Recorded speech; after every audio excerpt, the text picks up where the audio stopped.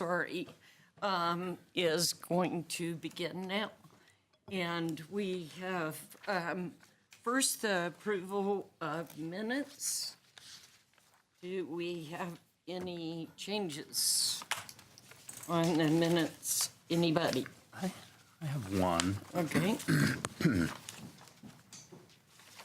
This is agenda item 2, and I think this is a proper correction. It has Alan Delamere saying it's good time for Open Space Board of Trustees to reassess acquisition of the open space other. And I think, to be correct, we would scratch the word acquisition and say the proposed change in designation of the open space other area at 311 Mapleton. Okay. And I had one change. Not sure how to say it, so the word crafters to my left and right are welcome to chime in. But it read a little strange under agenda item 4, matters from the board, and it's Molly Davis gave an update on the 50th anniversary, as well as the Greenways Advisory Committee, GAC. And then when we said Andrea Bilic attended the meeting, it sounded kind of strange to me. So I said, as a representative of OSMP for Greenways, Andrea Bilic attended the May GAC meeting with Molly. It just seemed weird to just say she was at the meeting, so that's all I've got. Do we have anything else? Okay. The only thing I'd say with regard to what you mentioned, Kurt, was I actually think Alan Delamere was discussing the acquisition of that property as a potential. Well, then, thank you. Because I think it was the argument was, should the city of Boulder acquire this for use as buildings for the city of Boulder? But I don't mean to suppose, that was my recollection. That's important. So rather than to reassess the acquisition, maybe it would be to consider acquisition. And it's probably not just the open space other, it's probably the whole 311 Mapleton property. Well, he's here presently, so we could ask him to clarify his own. That would be the easy way, but Alan, would you tell us what you were intending that to say? I was recommending that the open space other should be acquired by the city to help solve the parking problem that we've got looming ahead of us in the Senators Valley. And just that portion of the property then? That portion of the property, that's as far as open space is concerned. Okay. So I think to say to consider acquisition of the open space other area at 311 Mapleton then. Yeah. Thank you. All right. Thanks, Kevin, for catching that. Thanks, Kevin. Do we have a second on approving the minutes? Someone move. No one moved yet. Hang on. To approve the minutes as amended. Right. Second. Second. All in favor? Aye. All right. And then we have open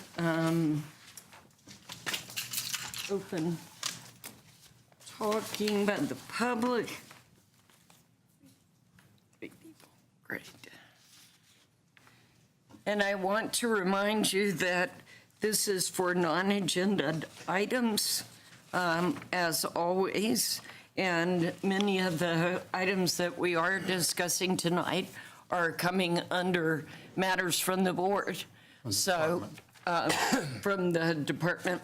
So, and we only have 3 people, so you can have the full time of 3 minutes. And we'll start with Roger Koenig.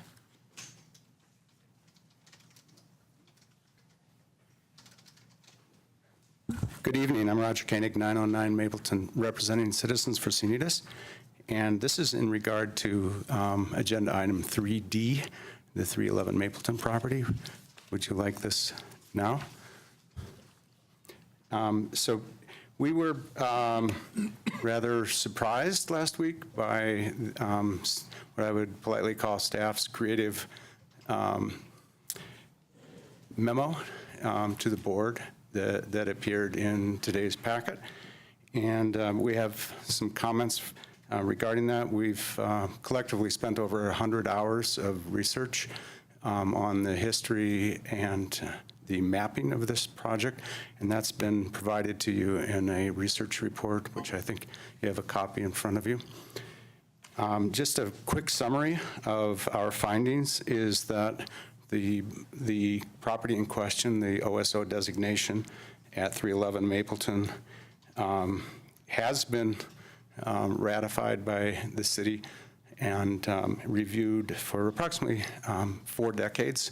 Ratification appears to have been very formally in 2001. And the Boulder Valley Comprehensive Maps are the governing documents. They are not subordinated to erroneous county parcel maps, as was asserted by staff. Staff's assertion of a mapping error and their legal claim to correct it without OSBT review and public hearing, we believe is in violation of the OSBT Charter and the Boulder Revised Code of 1981 Civil Procedures. OSBT should assert their rights and relevant responsibilities, we believe, in this matter, and not stand down, as staff has suggested. Number 3, staff's mapping error claim regarding the open space designation is inaccurate conjecture. It chooses to ignore the documented Boulder Valley Comprehensive Plan record before and after the 1979 parcel map that they submitted, and it is inconsistent with the city's current GIS mapping data. So the memo that you have, the research report, has a lot of fun maps and charts, and is organized in a simple question and answer regarding the facts of this particular designation. So in conclusion, we believe that an OSBT public hearing on this matter is required, and we have desired one since the January 11th study session that you all participated in, and we respectfully requested that the OSBT chairperson schedule such a public review at her earliest convenience. Thank you very much. Thank you, Roger.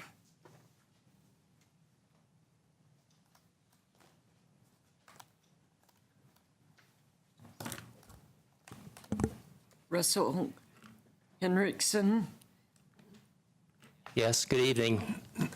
I'm Russell Henriksen. My wife and I live at 645 Concord. I want to talk about the same thing Roger talked about. I sent this board an 18-page report on this issue in April to try to provide some clarity on it. And let me just start by saying I'm shocked by the staff's position on this particular issue, and I think my shock and dismay will be reflected in my comments. The board conducted a study session on January 11th and asked the staff to report back to the board on a number of important open space issues. Staff has responded to the board's request by advising the board that they, the staff, have unilaterally initiated and begun the process to change the designation from open space other to public without the board's review, recommendation, or public comment. Staff has asserted that the OSO designation was a result of an error. This assertion is based on a conclusion reached without input from this board or from the public. It's not supported either by the facts or by common sense, and accordingly should be rejected. One of the functions of the board outlined in the code is a review of open space elements of the comp plan and to make recommendations regarding any open space related changes to the plan. Staff has asserted that their action is not a change, but a correction of an error. I was advised the other day that staff has received a legal opinion that their action to avoid this board was allowed by code. This appears to be based on the word change versus error, where if it's defined as a verb, it may be true, but if defined as a noun, it's not true. How did we get to the point where staff is seeking extraordinary, nuanced legal reasons to avoid a board clearly designed and authorized to represent the citizens of Boulder in this important issue? Staff's actions to avoid this board violate Section 2-2-13C3 of the Boulder revised code. I would ask the legal department that perhaps they should point out Chapter 1 of our code, which provides that the city council intends the code be liberally construed to allow their full intent and meaning be implemented.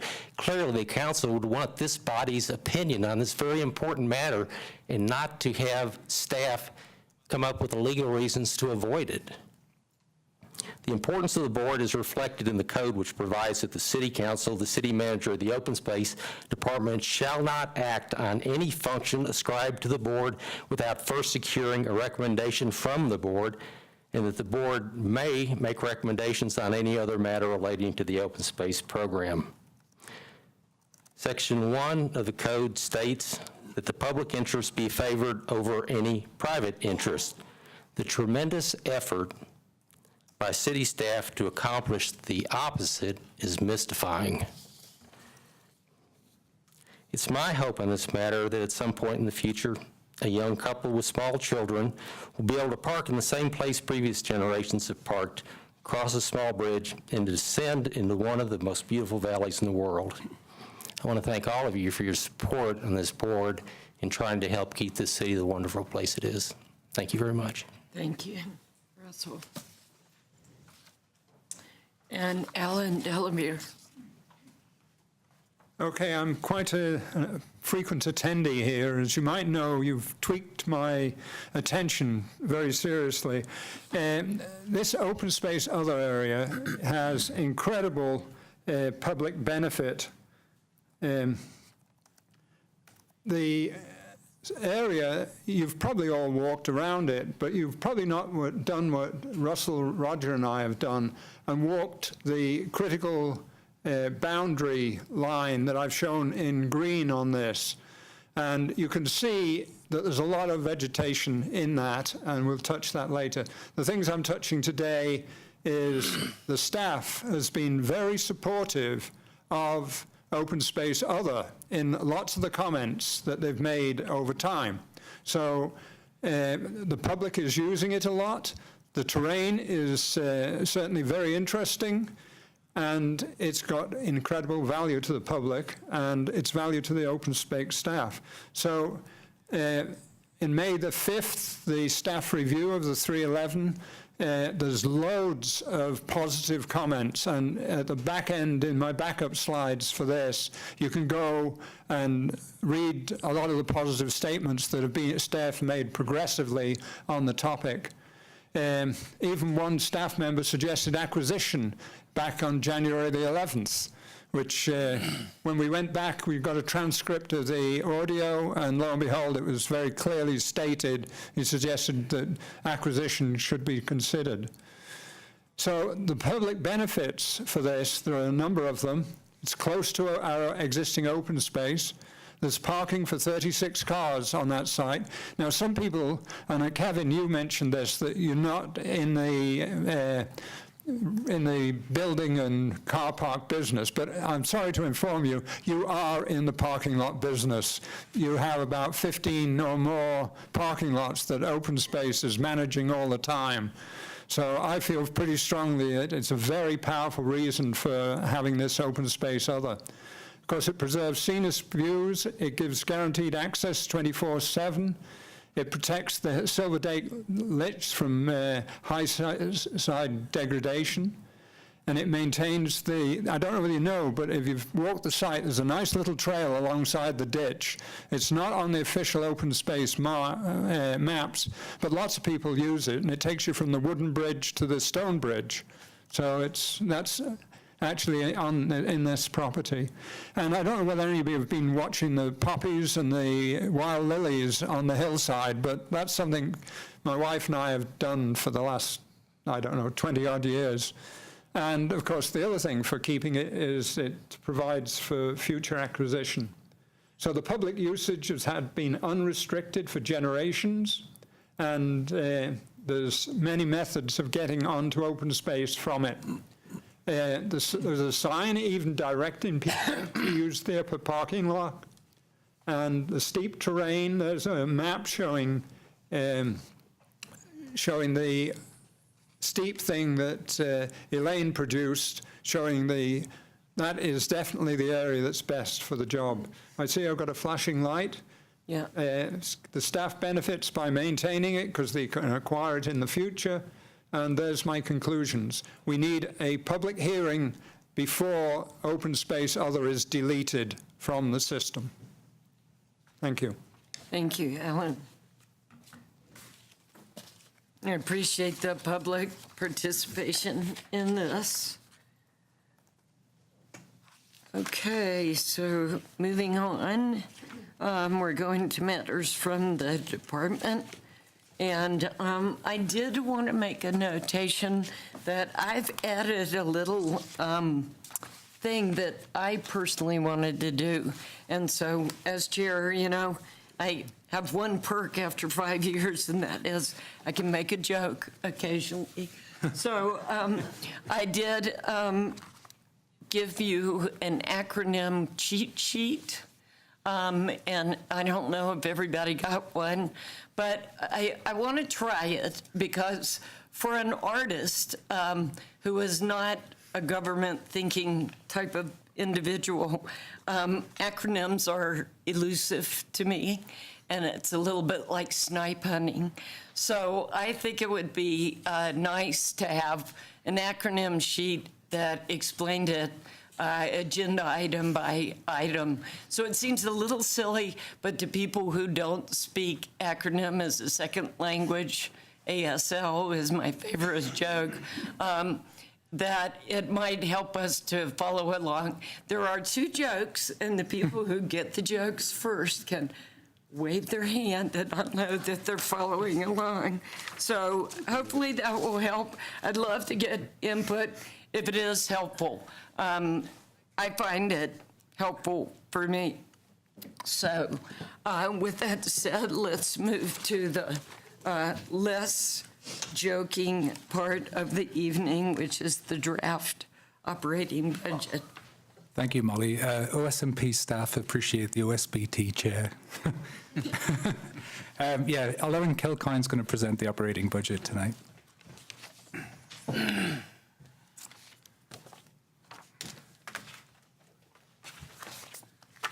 All right. Hi, I'm Lauren Kilcoyne. I'm the Business Services Supervisor here to talk about the recommended 2018 operating budget. And for the last 3 months we've been here, we've been focusing on the 2018 to 2023 CIP, and that was unanimously recommended at last month's meeting. This is our first discussion of the operating budget, and we'll be back next month for a public hearing discussion and hopefully a recommendation on the operating budget. So for tonight, we're going to focus on providing some context around operating budget development, some themes that have emerged as we've gone through this process. We had one budget request for 2018 that we'd like to review in some more detail and then provide some time for any questions you might have. And for 2018, this is the overall picture of our budget. What we've been focused on for the past few months is what's in purple and light blue, and that's our CIP. These other categories are considered part of our operating budget, our ongoing operations, and that includes our service area budgets, our debt payments, and our cost allocation. So what do we mean when we say operations of service areas? We have 5 service areas in the department. Those are made up of a number of work groups per service area, and each of those work groups has a budget that's made up of personnel expense and non-personnel expense. So when we talk about personnel expense, we mean any salary or benefits associated with our standard, temporary, and seasonal staff. And non-personnel expense would be supplies and equipment and all of the things we know we need on an ongoing basis to keep our operations going. Debt service is currently made up of 3 payments. We have an 06, an 07, and a 2014 bond issue. We're paying on all of those. And if you look at your fund financial over the next 6 years, that horizon, you start to see our debt payment go down very significantly, and we'll be making over the next 2 years our final payments on the 06 and 07 bonds. So in the out years, it's just 2014 that remains. And finally, cost allocation. This was a big focus of the budget process last year.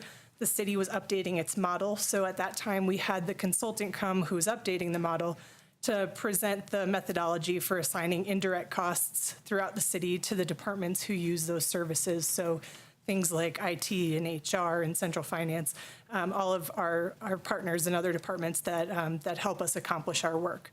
So for this year, it's the same model. Nothing has changed in terms of, how we come up with those numbers, but you'll notice it's about a 3% increase over last year. So Molly and I were talking earlier in the week about providing some more detail of how cost allocation's broken down. You have an attachment that unfortunately didn't make it into the packet, I just handed it out, but it's all publicly available on the budget site. And we'll be working from now until the next meeting to get you some more detail on how that's broken out. So in total, when you look at our operating budgets, our debt service and cost allocation, you're looking at just under $26 million for 2018. And this slide just kind of breaks that out further so you can kind of see the allocation by service area of those dollars in addition to the debt and cost allocation. So themes, for the past 3 months, you've been hearing us talk about this shift to stewardship. It was the primary theme of our CIP, and it continues in our operating budget. So what does that mean to shift to stewardship? A big part of that is understanding what it takes to maintain our systems. And that's a question that we got from the board last month. Okay, so what are we talking in terms of ongoing maintenance costs for the department? So we have some more detail in a minute about that. Some other themes, we've been talking about the expiration of the sales tax increments over the next couple of years in 2019 and 2020. So being really conservative, maintaining strong contingency reserves, making sure we have fund balance saved to cover us over the next few years as things start to change, but still leaving flexibility and capacity to adapt. And all of those things are why we know we can afford and continue to do the shift to stewardship, but also take on these projects like campus relocation. We've really built in capacity to be able to do that.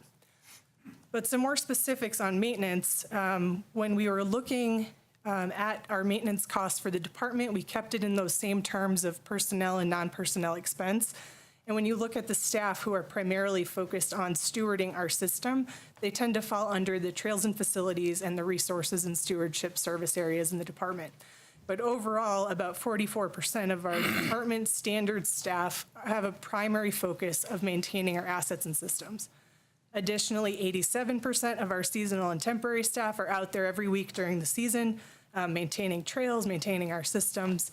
And in total, when you factor in salary, benefits, and all of those supplies and things that they need to do that work, equipment, et cetera, that's about $10 million of our operating budget. So 53% of our service area budgets overall. And that's in addition to the $1.1 million in capital maintenance that we've been talking about for the past few months. That capital maintenance is about 12% of our CIP. And as we've talked about shifting to stewardship, we expect that capital maintenance as a percentage of our CIP will grow over time as we gradually slow our acquisition. And what does this look like out in the field? So really since 2013, we've been focusing on FEMA reimbursable flood recovery. That's been the heart and soul of our maintenance effort for the past 4 years, is trying to meet that deadline of the end of this year for the FEMA deadline. And then into 2018, you still see some non-FEMA flood projects happening. But what also starts to happen is all these other maintenance projects start returning to the work plan. So trails, trailheads, facilities, and ecological systems start to get back to deferred maintenance, routine maintenance, and across the whole work plan, you see that. So projects like, well, starting to incorporate the facilities assessment, for example, that we talked about a couple months ago, the first, second Flatiron, Chapman Drive Trailhead, all of that stuff we can finally get back to paying attention to. So the other theme that emerged as we're focusing on getting back to maintaining our system post-flood is, do we have the right staffing level to be able to do that? Do we have folks in place with the skills that are needed to shift to stewardship? And this has been a huge undertaking since 2015 when we did our organizational assessment to really systematically review our jobs, review the expectations of our staff in those positions, and make sure we have what we need over the long term. So you can see at the bottom just a quick visual.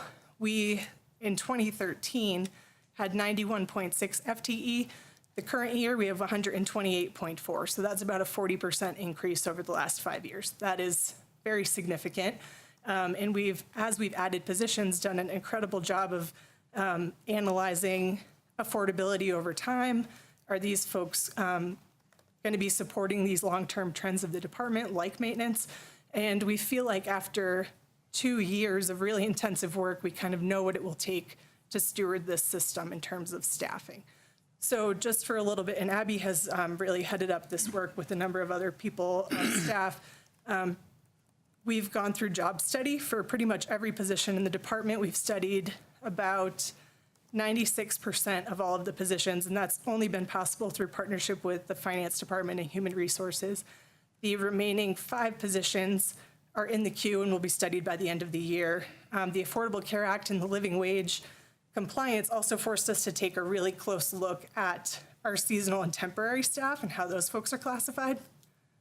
And that was a big focus of last year's budget process. So when we analyzed all of this, we realized we had 16 crew leads classified as seasonals who really were more appropriately classified as standard staff. And that was a focus of our budget request, was converting those folks. So after 2 years, really the remaining group of staff that we have not systematically looked at is our fixed term staff. Excuse me.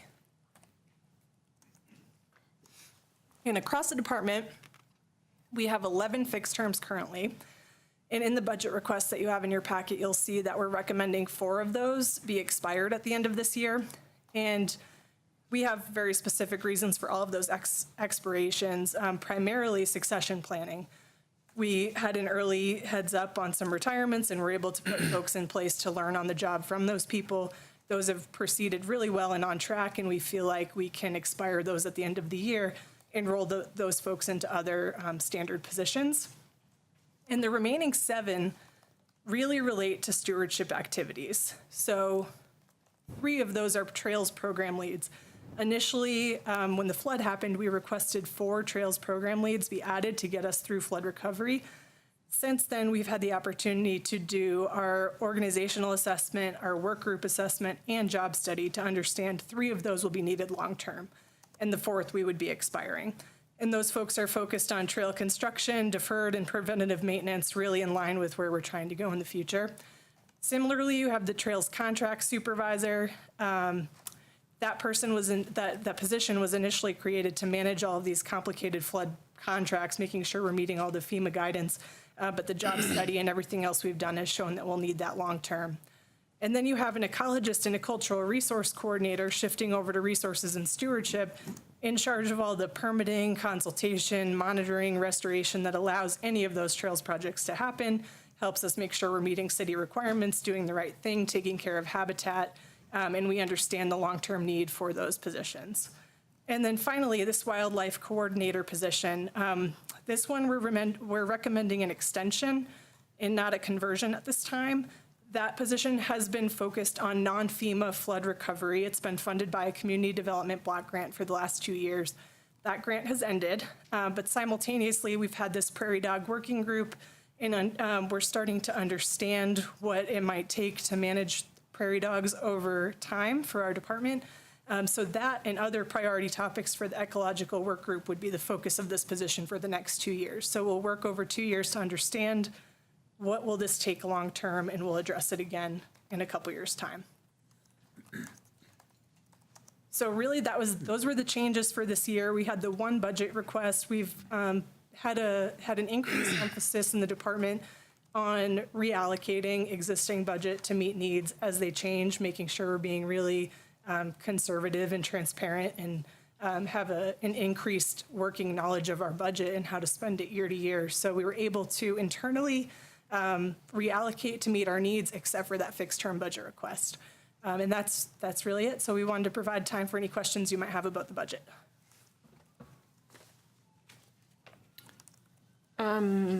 I'll start with just a few observations of why I asked for some things. So they're similar to what I asked for last year, with a lens particularly toward cost allocation, as that is one of our bigger hits. And so it's my understanding that by the next meeting, we would have, in addition to the ones, okay.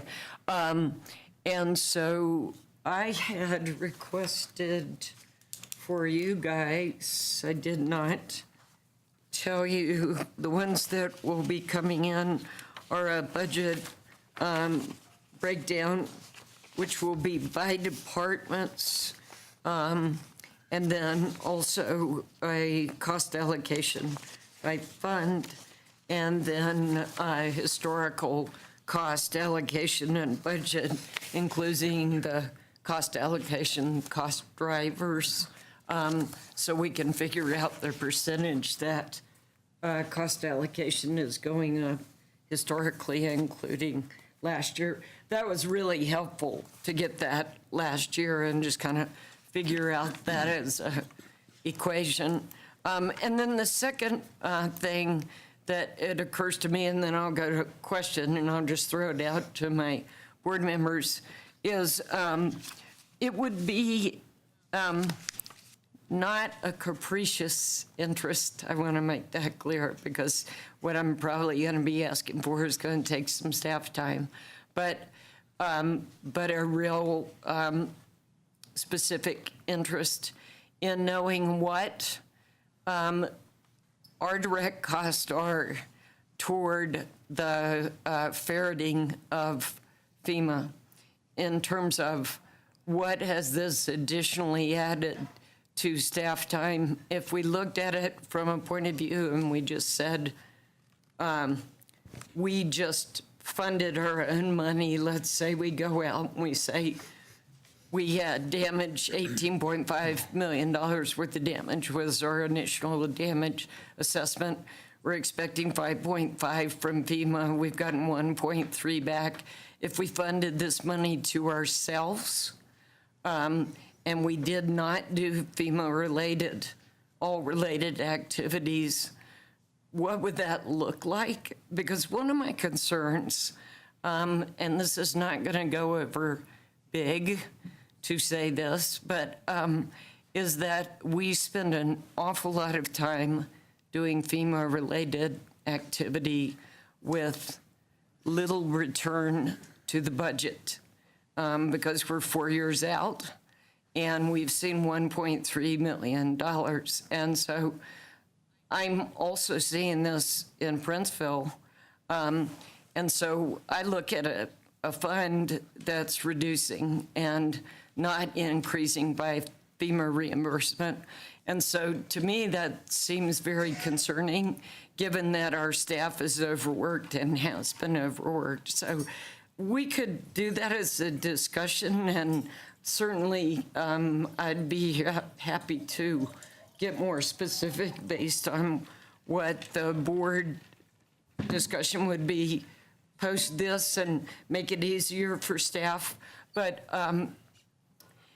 and that is not capricious in that if we look at, could we have another flood? Could we have this? Could we have a catastrophic fire? Anything that's FEMA related. And we look down the road toward our master plan and we look toward 50 years. Should we be thinking more seriously about self-funding? Should we be thinking about other alternatives? FEMA ties up an awful lot of time with detail work. And so I know that that is a big discussion that's not a great discussion to have, but it is a concern of mine. And I have not discussed it with any board members or staff because I wanted to say this publicly. This is my personal concern. But I think open space is a business of 117 FTEs and 1,700 volunteer activities that require a tremendous amount of management.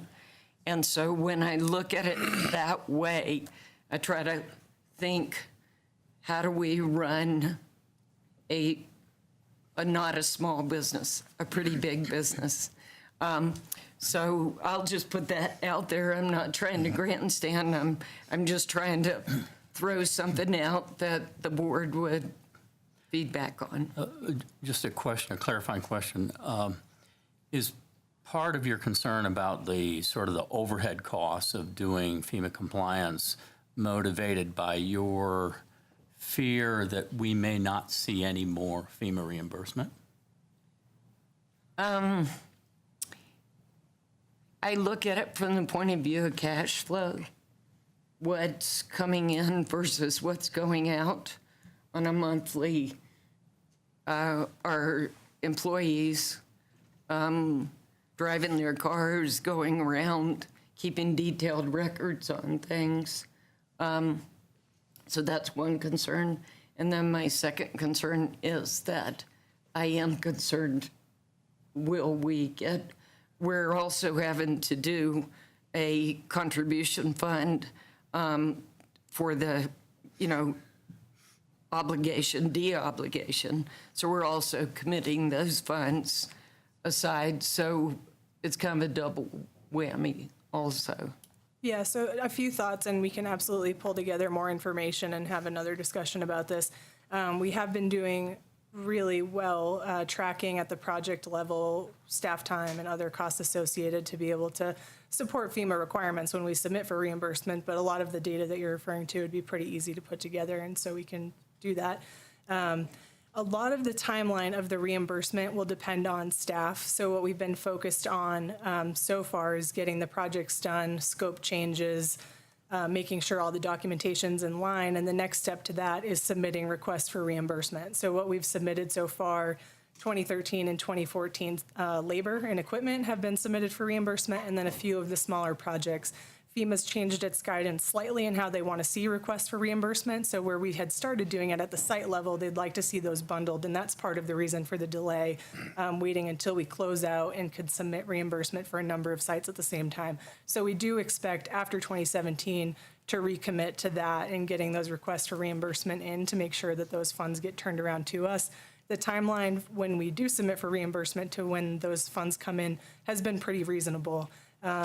We are working on some accounting back end on how to post those to our fund financial. I think in 2016, you'll see we didn't post a number because we're still settling deferred revenues and things like that. And so we can update you with that as we go.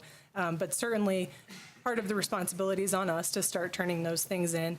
And there are a lot of efforts in parallel to what you're saying of analyzing, so what would we do different next time? The city has a resiliency team, and a couple of us are on that team to look at, do we have all the structures in place to do this better next time? Do we know what we would do differently? And then we're keeping an eye on nationally what happens, and we'll react as anything does. But as of right now, we're working under the assumption that those dollars would continue to come back as we request them. But we can definitely pull together more data and provide that to you in advance of next month's meeting, and that's very doable. And could I expand on that just 1 minute? So I know that FEMA has the tiers. So you have the under 50, over 150, the bundles. So I'm assuming for cash flow, you've got some at various levels because some is a smaller job, some is larger job, and those funds are, done. So we are getting to the end of where we would have most of the work completed, and we would have the expectation that the worksheets completed would be paid in full on Skunk Canyon, whatever. Mm-hmm. Okay. Yeah, that's exactly right. And we also look at it by project worksheet, so by type of project. Right. Trail, engineered trail, bridge, fence, road, and they like to see them grouped that way too.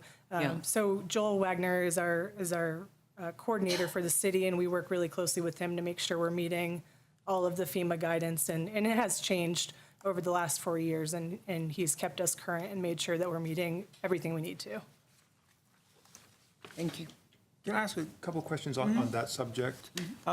Ballpark, and the specific numbers don't matter, but ballpark, what portion of the city's total FEMA reimbursable costs are for open space? Yeah, ballpark. Okay. Ours are 8 million.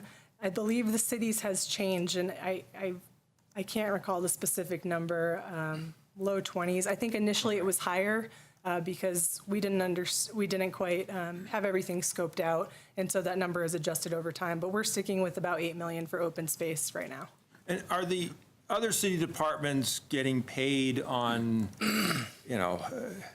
a sort of normal schedule when they get their submissions in? Yeah, from everything I've heard, that things are kind of coming in as we submit for reimbursement.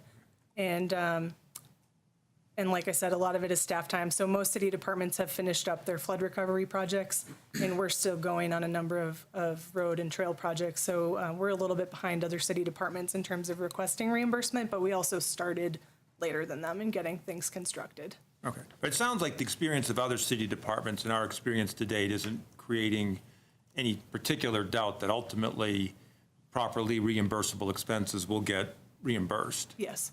Yeah, that's our understanding right now. Thanks. Okay.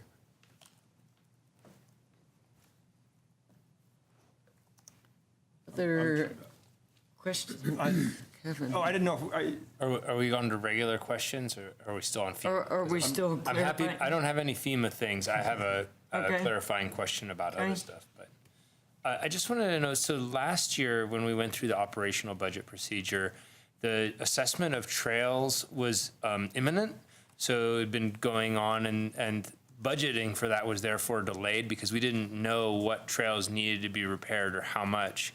It's been a year, and I was wondering if that has been completed and if any of that costing has been put into this directly.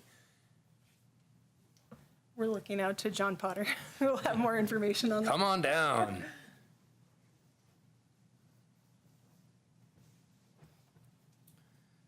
John Potter, Resource and Stewardship Manager. So the trail assessment fieldwork has all been completed, and we're in the process of analyzing that and applying putting our GIS towards it so that we can do these types of calculations. We expect to also have that information brought up into a new asset management system called Beehive, which which the city has been adopting on an enterprise basis, and one of the first components of that we're going to do is trails. And so that's going to be a big focus from now to the end of the year. And we hope to have a really fully robust operational asset management, maintenance and management system ready to go by the end of the year. So based on that, I'm guessing, my experience, which is largely anecdotal, is that almost every trail needs a significant amount of maintenance right now, and that the budgeting increase for trails is about $500,000 between this year and next. Do you have a sense that again, total ballpark, like we're going to be in for a shock next year based on what needs to be done and what we're staffed at? I think that we probably will have a much clearer understanding of the deferred maintenance, and as you refer, it probably will be quite high relative to maybe what we've expected in the past. But I can't give you numbers at this point. Fair enough. I was just trying to see if the budgeting fit the current knowledge, and it sounds like we're still waiting. Yes, we are, fortunately. Sorry about that. And we've undertaken a new work planning effort as well about, and how we're planning for 2018 while we wait for this to come by the end of the year. And we've had great contributions from trail staff who are out there every week and understanding where we should go to work in the meantime.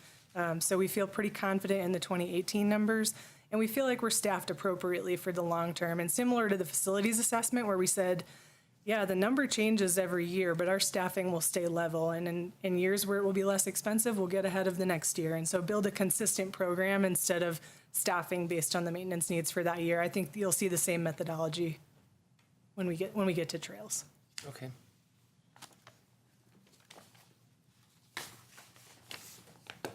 Other question? I appreciate the level of detail that you provided on the maintenance issue, since I think that was at least partly in response to requests that I had made, and I appreciate your following through on that. Do you have at hand, or maybe just know them, sort of what the FTEs that are devoted to, and I'm talking sort of trail-specific maintenance, some of what you're including, and fairly so, I bet you, but some of that was sort of a broader preservation of assets. But of the sort of people who are either kind of, boots on the ground, shovels in the hand, trails folks, or their, immediate supervisors, how those numbers have changed over I don't know, last 2, 3, 4 years to where we are now and what we're looking at for 2018? Yeah. So part of this will be anecdotal, but I can pull real numbers. There's for standard staff, about 25 folks between trails, trailheads, and then what we're calling capital trails, like enhancements when we build a bridge or something like that. We did those crew lead conversions last year, and about 7 of the 16 went to the trails service area. So 1 to trailheads, no, 8 actually, 1 to trailheads and 7 to trails. So you've seen some great growth in our investment in trail maintenance and those types of activities. We've also expanded over the last, I don't know how many years, 5 to 10, the number of seasonal crews that we have working on those things. And we've had the junior ranger program, so you've got 100 high school students every year going to work for 4 or 5 weeks on that. So from what I understand, the number of seasonal crews has tripled over the last however many years. I could pull that. And then we've taken those crew leads and converted them to standard because we recognize it will be an ongoing need. Okay, thanks, that gives me a sense of it. Appreciate it.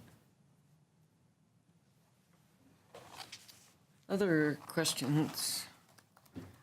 I just have a quick comment. Okay. That I really appreciate the things you put up here. I think it's very helpful to have sort of upfront in the budget analysis the major changes in what policy or management strategies are guiding those things. I think that makes it a lot easier to have a context for interpretation of the budget. So I appreciate that, and if you can include that in the next meeting packet and anything else that addresses in a thematic way new initiatives or new approaches, I think would be very helpful. So thank you. Great, thank you.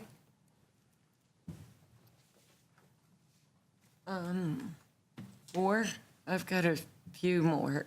Anybody else? So I'm looking at the general fund when it sunsets. And then when I project it out, like you, and divide it by the total fund, and then our cost allocation, I'm getting up to 8% after that, where we're around 3.5 and 4.1 and things like that. So that's going to be a big lens for me. That's why I asked for a lot of things. But to qualify some of that billing and time that you spent in cost allocation that you mentioned was devoted to the Human Resources Department. Was that attributed to this evaluation of all the staff? And do you think that's above and beyond what we would normally do? Would we, in other words, we would not be expecting that as a price point in our cost allocation figure the next year?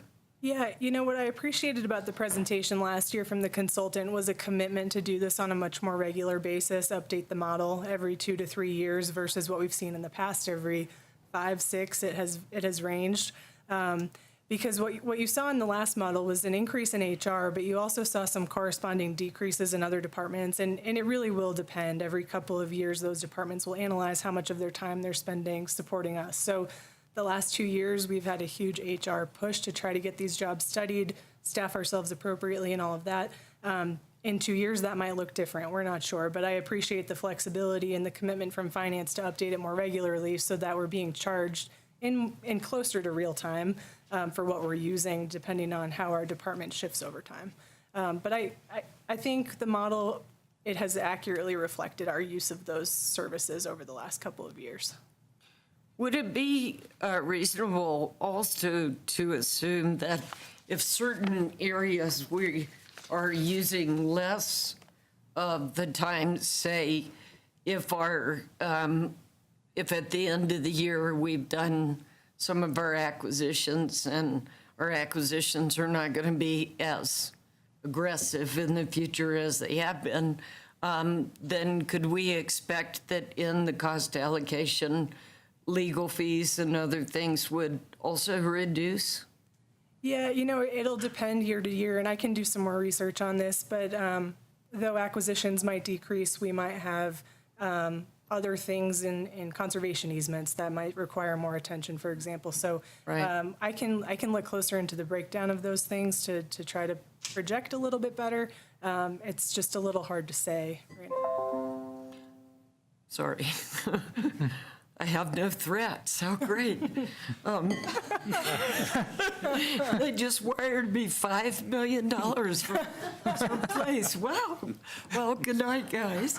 Lucky so, dog. One last question is, so kind of following along the cost allocation and looking at that as a overhead figure, because that seems to be inching up every year. Have we looked at our duplication? Because that was an issue last year. If city has IT and we have HR and we, I mean, that was kind of my thing last year. Have we, I noticed that it's great that last year we jumped 325,000. This year we're only doing a relatively 30,000, so that's better, 10%. But it concerns me a little bit that we are still duplicating departments. And so that can be a master plan, certainly a lens we can put at it, or a matrix is during the master plan process going, we're spending a lot here and we're spending a lot there. Can we do this, more with the city? But that would be my hope, that we could start to combine some of these departments and use our money more effectively, because it does seem, when I look at cost allocation, we have somebody who does conservation easements that works for us. We have IT people, we have HR people, we have a lot of people. And we went through this last year, but I'm going to be honest, I have not seen a significant drop in saying, okay, it's still looking ssimilar, if not inching up. And so that would be something that I really would like to focus on. Yeah, and we'll provide some more information. I know last year when you and I worked on it, we went through each of those departments that we get charges from and had staff delineate out what they do versus what, so finance is a great example, what I do versus what my counterparts in finance do. And some of that is based on accounting practice, right, and separation of duties. And I know we started charting that out, and we can keep working on that and provide some information around that. But I know that, at least from what I can remember of conversations last year, staff felt like there were pretty clear separations, but certainly we're always looking for efficiencies and process improvements and a way to make this thing easier. So we'll get back to it in the next couple of weeks and get some data together. Yeah, because I just have concerns that we could be using open space fund money for non-open space purposes, and that concerns me. And I appreciate that concern. I think what we're realizing is there's always an opportunity, and I've actually seen the model change where we've kind of identified things that we see as duplicate, and there's been revisions to what the costs that we actually end up paying are. Also, even though I guess in function or technical expertise, we might have similar, we have a conservation easement person, so why would we get outside advice on conservation easement? It's a different either skill set or just something we don't have in-house, where we're really leveraging our partners in the city to make sure that we're making the best decisions. To your point about that this is actually a really big business and we might not have it all in-house. So if we have it in other departments and we're able to utilize that, let's go ahead and utilize that and make sure we're spending the money to make the good decisions. Right. Yep. I just wanted to clarify something. What I thought, you'll correct me if I'm wrong, is that any changes in our use of city services from the prior year wouldn't be reflected in this because everybody just got a 3% across the board increase. So this has nothing to do with what we actually used this year versus the previous year. This is just 3% increase, and then periodically we'll re-examine the allocation. Yeah, and they changed the model last time. I believe it was, I'm going to mix this up, an accrual basis to a budget basis. So they used our budget projections to come up with those percentages. So our share, our percentage relative to the city cost has not changed. I believe it's still like 6.6% of the overall allocation is charged to us. Okay, thanks.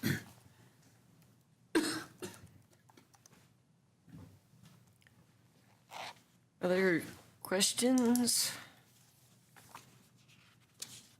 There was one more report, but I'll get with you about that. It's not something I need to, and all that will be in the packet for the public by the next meeting, correct?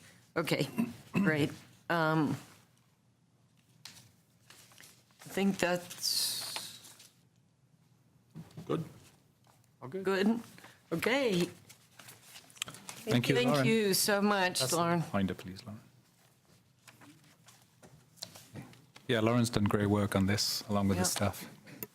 Artwork. Yeah, the next item up tonight is the staff update on the partnership talks for a conservancy to support open space. And I guess I'm introducing myself for that. But are you able to pull up the PowerPoint, Leah? Great. As you guys know, I think we came to you in March of 2016 to talk about this initial concept of working with proponents of the Conservancy, who are here tonight, and I'll introduce in a moment. In the discussion, you told us to proceed, but with caution, to really think about what this might mean for open space. We've took, since March, over 12 months to really think about this. I'm happy to say we're at a really good point. We've got, as you see in the attachment, a letter of intent. The letter of intent is a non-legal binding document, just want to make that clear. It is just an intent for us to work together as partnership, and the city manager has now signed off with that, along with the proponents of the Conservancy. And the idea is, as they'll talk about tonight, how do they support the Charter for Open Space and staff and the board and some of the purposes we have. And we do see it. What's interesting is the city has specifically said we'd like to explore public-private partnerships in an entrepreneurial, I can never say that word, entrepreneurial, innovative way. And I think this is a good example of that.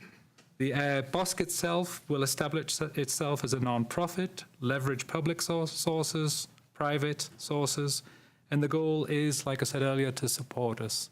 I think one of the important aspects of the Conservancy is that we really have took our time to think about what this means for open space and how it can better support us in the future. It's interesting just following on, for instance, from the revenue streams we have and the projections into the future and how it might help in that regard, for instance.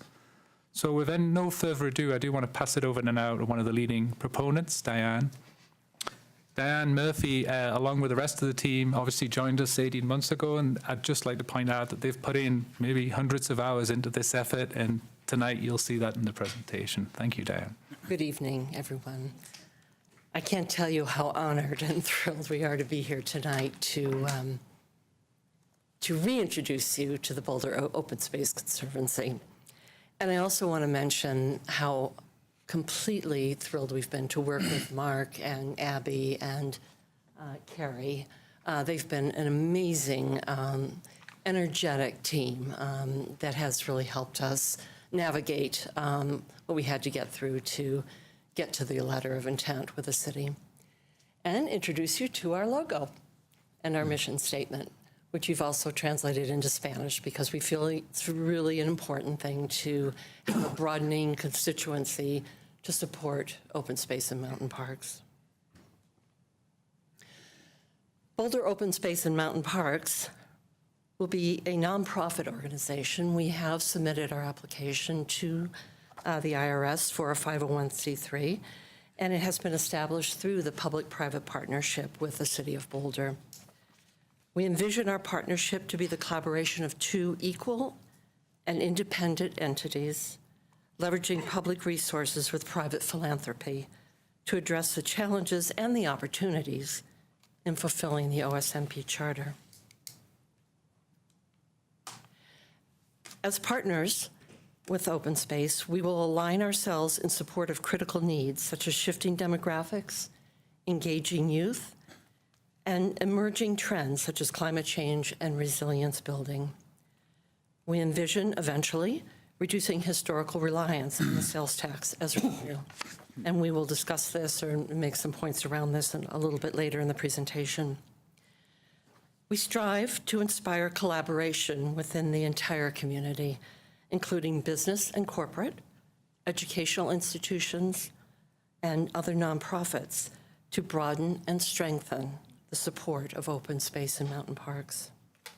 In our work together, we hope to be an excellent example of the national trend of cross-sector partnerships in reinforcing the support of our public lands.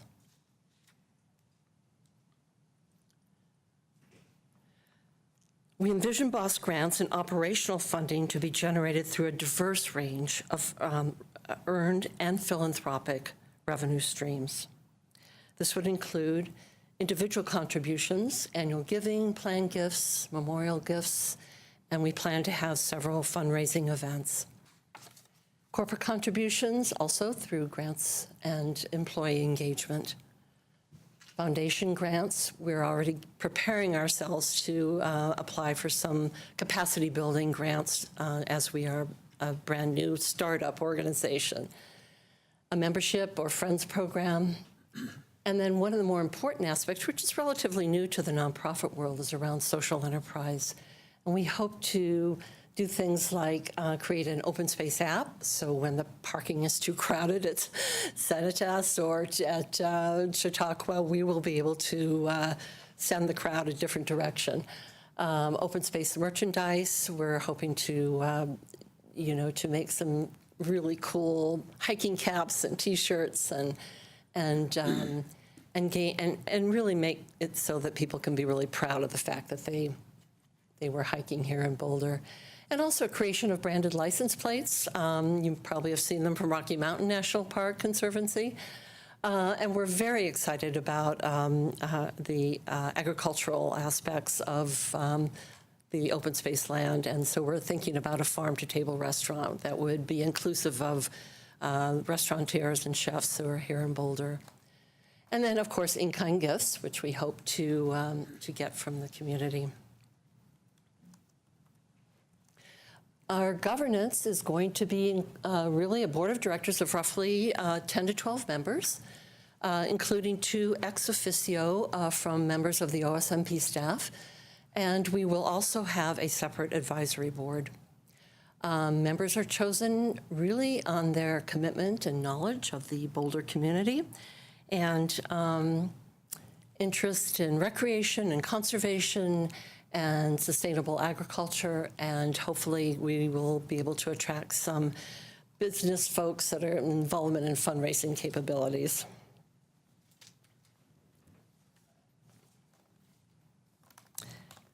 And right now I'm going to turn it over to my colleague, Bob Koenig, who is going to continue the presentation around project selection and focus areas. Thank you. Thanks, Ann. It's on your slide now. Okay, great. Thank you. Good evening, and thank you for hosting us. We're, like Diane said, thrilled to be here. I'm the newbie in the organization, and you can measure that in weeks, but as was mentioned, several other team members have been involved in this for nearly 2 years, so it's been quite a journey, and this evening is truly a milestone celebration for us to be with you, and we really appreciate that. I want to be respectful of your schedule this evening, so I'll be brief. I only have 4 slides, and I am fully aware that my presentation and your questions are the only thing between us and Champaign. So we'll move right along with that milestone celebration. Quickly, please. Where's the champagne? A tagline for the title of this slide should actually be, how do we jointly decide on what to do? And the key word here is jointly. And as Diane mentioned, we've had a wonderful time with the partnership that we have with Mark and Abby. I haven't met you yet, but and Carrie, and we fully appreciate that type of partnership relationship is just a really key success factor. So it's feeling like it's going really good in the right direction. In order to figure out what we wanted to do, you kind of made it easy for us because you've done a great job of documenting your stated values. And I'm sure a lot of work went into that, but they're articulated very well. A couple of the ones that really resonate with me are supporting the essential needs of preservation and restoration of resources, both water and land, managing land for recreation and agriculture, and of course, engaging youth. We had many discussions with the OSMP staff in terms of what the priorities should be, and I'm sure you're very familiar with that list. And I think we've come up with a very exciting idea I'll share with you in just a minute. We tried to pick one that really exploits collaboration. And by using that term in this context, I'm meaning collaboration between the community and visitors, the OSMP staff, and the BOSC staff. And those latter two groups, I think, we're doing a great job, and I know that will continue in terms of that collaboration. As we go forward, rest assured that every step of the way we'll be evaluating progress, taking a look at how we're doing and everything we're doing, figuring out what needs to be tweaked, and making process improvements as we go forward. The other point I wanted to leave with you is we're very cognizant that we don't want to bite off more than we can chew. And that's easy to do, to get carried away. But we kind of have a double whammy going this year in terms of we want to get a project up and running, and we have to get our BOSC operating staff up and running. We got to do a website. We got to figure out a place to hang our hats, that kind of a thing. So it's going to be a real busy year for us. And I'll guarantee you that we're not going to come to you within a month with a multi-million-dollar construction project we want you to consider, but we might later on.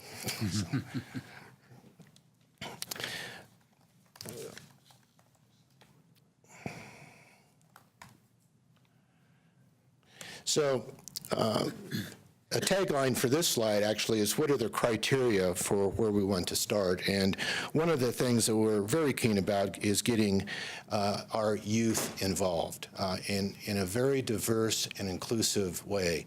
And Diane earlier mentioned we're looking for board members. One of the key board members we're looking for is, and we've identified him, is a key community Latino leader. And so hopefully the next time we meet, we can have some good news to share about that. But we want to ultimately have families and busloads of students to visit our nature centers, to actively participate in programs, to understand open spaces, again, to actively involved in enjoying open spaces responsibly, building a foundation for lifelong support, and we want our youth to be stewards of our open space resources, and we'll have programs to promote this. Another activity is to implement a applied research center, and as the slide shows, it will be staff-based, and the intent right now is that would be OMSP staff-based, but I'm confident that the BOSC staff will be involved as well. And this is essentially an R&D facility where we will be sharing best practices on emerging issues like climate, land and water resources, and agriculture, and all of its ramifications. So now, with respect to the specific project that we'd like to do, is we want to focus on something that everybody focuses on, food. And so our vision is to establish a food and agricultural center. This will follow a theme of not only farm to table, but farm to table and body. So we'll be emphasizing organic food and nutrition as well. We want our community to have a physical connection to the food they eat, and we also aspire for this center to be a resource model for farmers and ranchers, both locally and hopefully even nationally, where people can come and see best practices and be showcased and taught as well. A big help we have in this area is one of our team members, Eric Washburn, who wasn't able to be with us this afternoon or this evening. Eric is what I would consider an agricultural expert. His most recent job was with the Obama administration in the Department of Agriculture. The reason he couldn't be here tonight is he's doing consulting work in Europe. So we're very excited to have him involved in this. We want this Ag Center to be the catalyst for partnerships with local food initiatives, and who knows, maybe even someday we will have an associated restaurant to go along with it. So we're thinking big. In terms of next steps, we got to complete our board. We're working hard on this. We had a really good interview this afternoon. We had another one yesterday. So that's a major priority for us. We want to take the next step and go from the LOI that was approved to an information package, so that will be forthcoming. We want to be part of the official launch in November, coincident with the 50th anniversary events. As Diane mentioned, we've already filed a 501c3, so we're going to have to wait months to get that, but it's in progress, and we've got the Community Foundation to back us up until then, so people who donate funds will get their tax exemptions. And then we want to get the MOU defined for the Ag Center and get that approved by you folks. So, and like I mentioned earlier, we also got to get our staff up and running. We got to find some good people. We got to get them hired. We got to do some fundraising. We got to get the word out, those kinds of things. So lots to do. So those are my 4 slides. I'd like to open it up for questions. Well, I really want to thank you for sticking with us. And, it was a difficult time the first time you came, post North TSA, post flood, post everything. And so I recognize the effort that it's taken to do this. I would like to make one comment because I have worked in Grand Teton with the Visitor Center, with the RIMPAP group, and with Rocky Mountain Conservancy. So I know firsthand what Teton Conservancy did for Grand Tetons.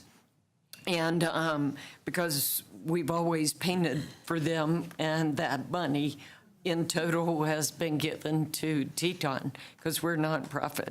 And so I think that partnership can be unique and wonderful if it's run well. And so just saying that, it's exciting to see that you have the stick with it to come back. Thank you. So, and I'll put any questions and anything out to the board. Yeah, I have one thought, and the first thought is, again, to thank you folks for hanging in there and putting in all the time and effort. For people who have never done this, it always looks like it should be a lot easier than it turns out to be. And I know there's miles to go before you sleep. So again, thank you for being in progress on this. I love the letter of intent. I love everything you've shown us here. I'm going to focus on just one of your collective values, and I'm sure you guys have chewed over every word here, but I'm just expressing a little bit of nervousness about having this be a message to the public. And so I'm looking at the collective value number B2, that it's going to be a goal of this to reduce the historical reliance on tax revenue. and create value-added revenue streams. It does give the impression, and maybe this is our intent, and if it is, I'm not going to say no, but it does give the impression that these people will substitute their revenue streams for tax revenue streams. And I think that's optimistic, and I also don't think it's the sort of mission that they want to be selling to their donors either, is that if you give money to us, we'll be able to pay Mark's salary. I don't think that is, and it's probably not what was intended. I just think that this language, we need to rethink it a little bit, and maybe, my impression is that what these folks are doing is that they're adding to our efforts, perhaps in under-resourced areas, perhaps in new initiatives, perhaps in special projects. It's more about adding to. I think you're right there. Just a thought. No, just all these comments are great. When there's been pairs of eyes looking at something for many hours, this is the type of help we need. And it is about diversifying revenue stream, isn't it? As well as adding value to the charter purposes, as it were. Right.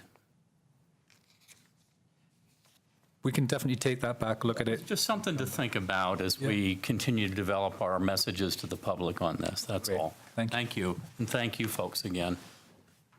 I guess first thing I'd say is that this is amazing. You guys, I remember when you came before, and I was like, oh, wow, okay, you really want to be involved. And I'm not sure exactly how this is going to work out. And to see where you've come, because I've helped start a 501c3 before. I know it's really hard. So I can imagine that this is such a little bit of the surface of the work you've put in. So I'm really, really thankful that you've stuck with it and done such a great job.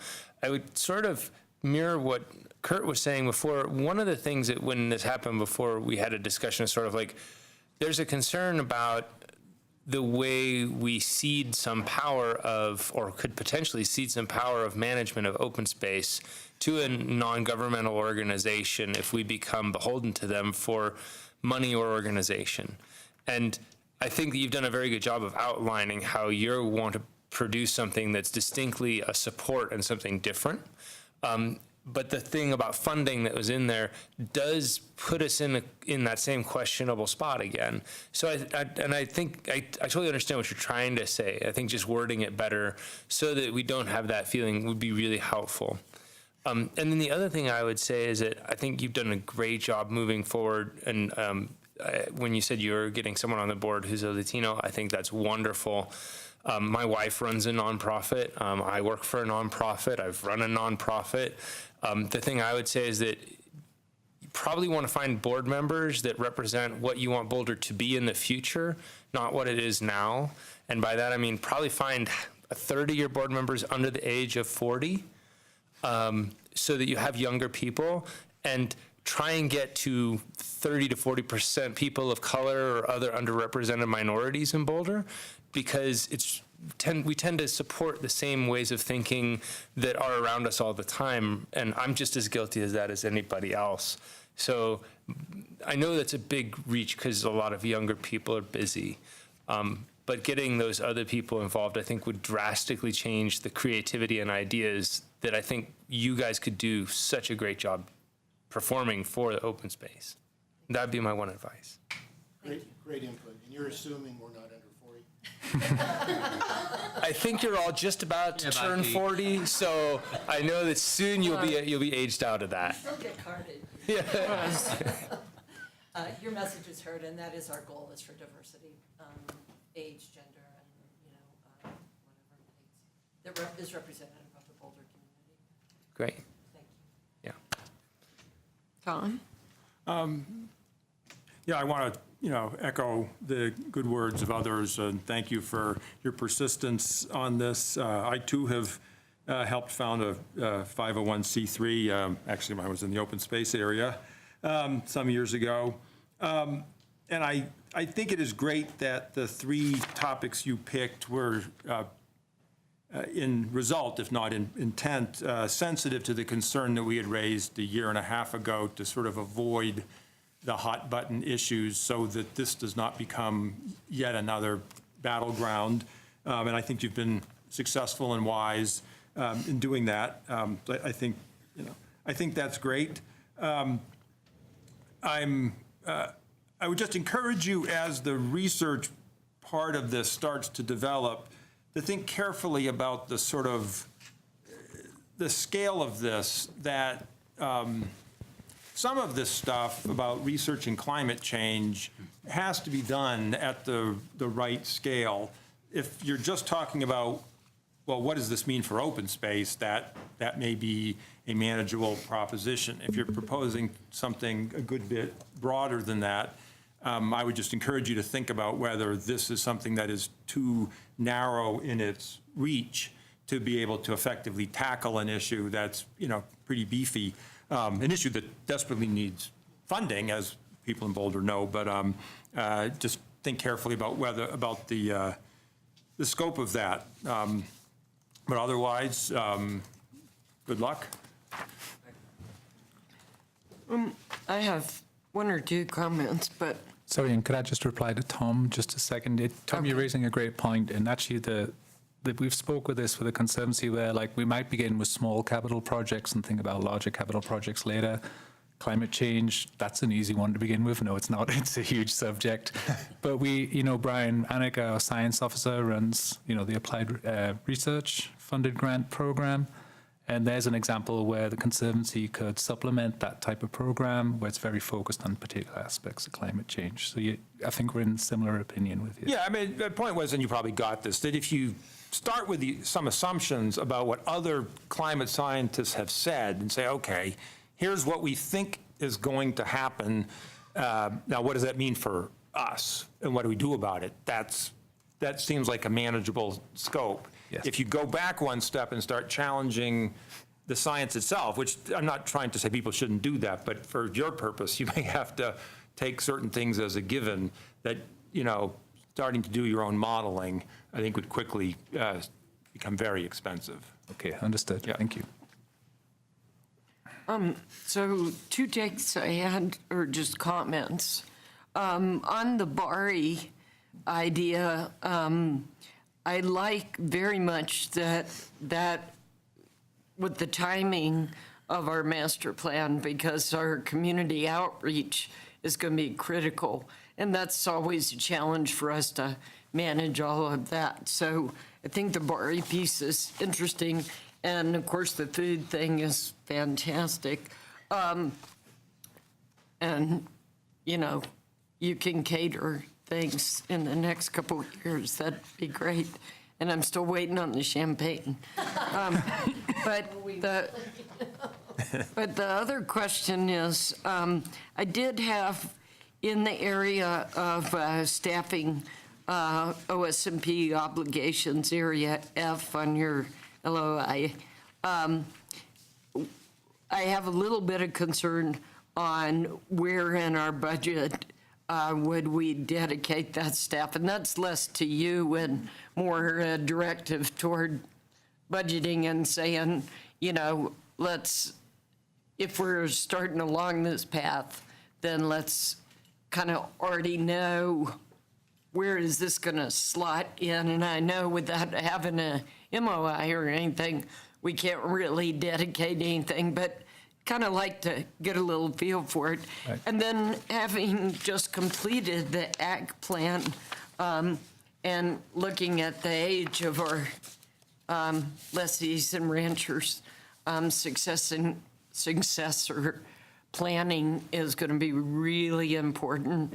And I see that as a real contributor piece, the education piece and all of that, trying to find funding and all that. So that really seems very exciting for me, that we could look at our history and make new things. And then I totally agree with Kevin that, we need people up here who don't need bifocals always. And so I think having the younger voice to that, the successor kind of idea is really important for the next 50 years. So thanks for everything you've done and sticking through this, and we hope that it keeps going along. Thank you. Nice job. And Molly, if I could just acknowledge Leah Case, Kerry Canold, and the education staff who supported this effort, working with the team, and a great job. Thank you. Bravo. Bravo. Right. Next item is Darren Wagner, I believe. Yes, and Darren will be doing the master plan process committee. This is the first time we've come to you with an item about the master plan. At the moment, it's obviously that's not going to kick off till January 2018. But this is to talk about the actual committee, to discuss the process, to plan. That's right. Lots of meta. We're planning to plan. So we provided a memo to you prior to this, and this is just a brief presentation to give you an introduction to what that process committee could be for the master plan.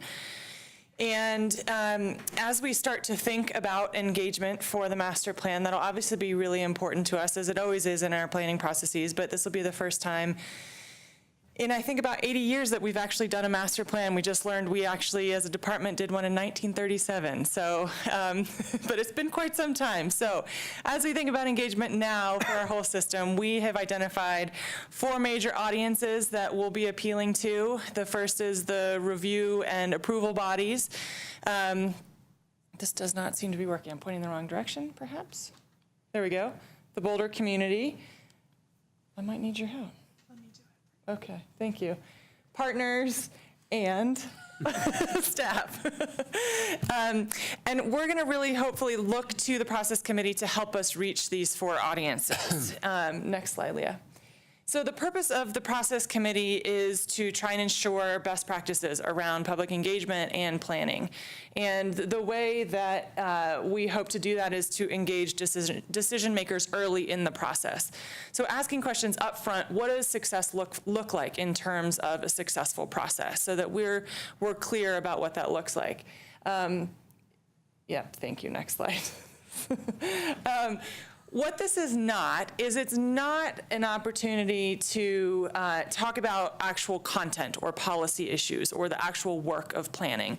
That will be the place of the full board, the place of the full council. It's also not a substitute for that full engagement with the board or with council.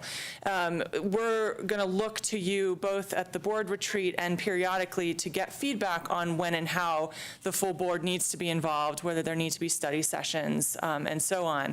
But this is really just our primary mechanism for, on a regular basis, trying to get input on general process-related questions for the master plan. So the proposed composition of the committee is to have 2 council members and 2 representatives from the Board of Trustees. And we are, thank you, I wonder why this is not working. Go ahead, Leah. This is more fun. This is way more fun. Thank you. It's interactive. The role of the committee members is to just go ahead and advance all through these. One more. Okay. Is to help us shape an inclusive process. And by that we mean also helping us make sure that we're reaching underrepresented populations, that we want to be as thoughtful about that as possible, and looking to you for help doing that. And also, as I mentioned before, providing input on measures of success. What does a good public process look like? How do we build out a successful community engagement plan? And timing of public hearings and things like that, and helping us kind of be eyes and ears out to the community, to your fellow board members, et cetera, in terms of when something needs to be, say, on consent, as a hearing, that sort of thing. The idea is that we meet monthly for an hour, and that it's not more taxing than that. There might be opportunities and needs to review materials in between meetings, so that we can have productive dialogue when we're there, but we'll try and minimize the workload.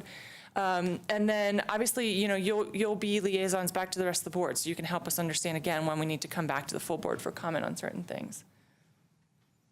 So next up is tonight, we're hoping that you guys can select and confirm your 2 representatives to the committee. And then on August 1st, council will be selecting their representatives. We had hoped that that was going to happen next Tuesday, but they just let us know that they'd like an additional 2 weeks to consider who their representatives will be. So we'll have to wait until August 1st to hear from council.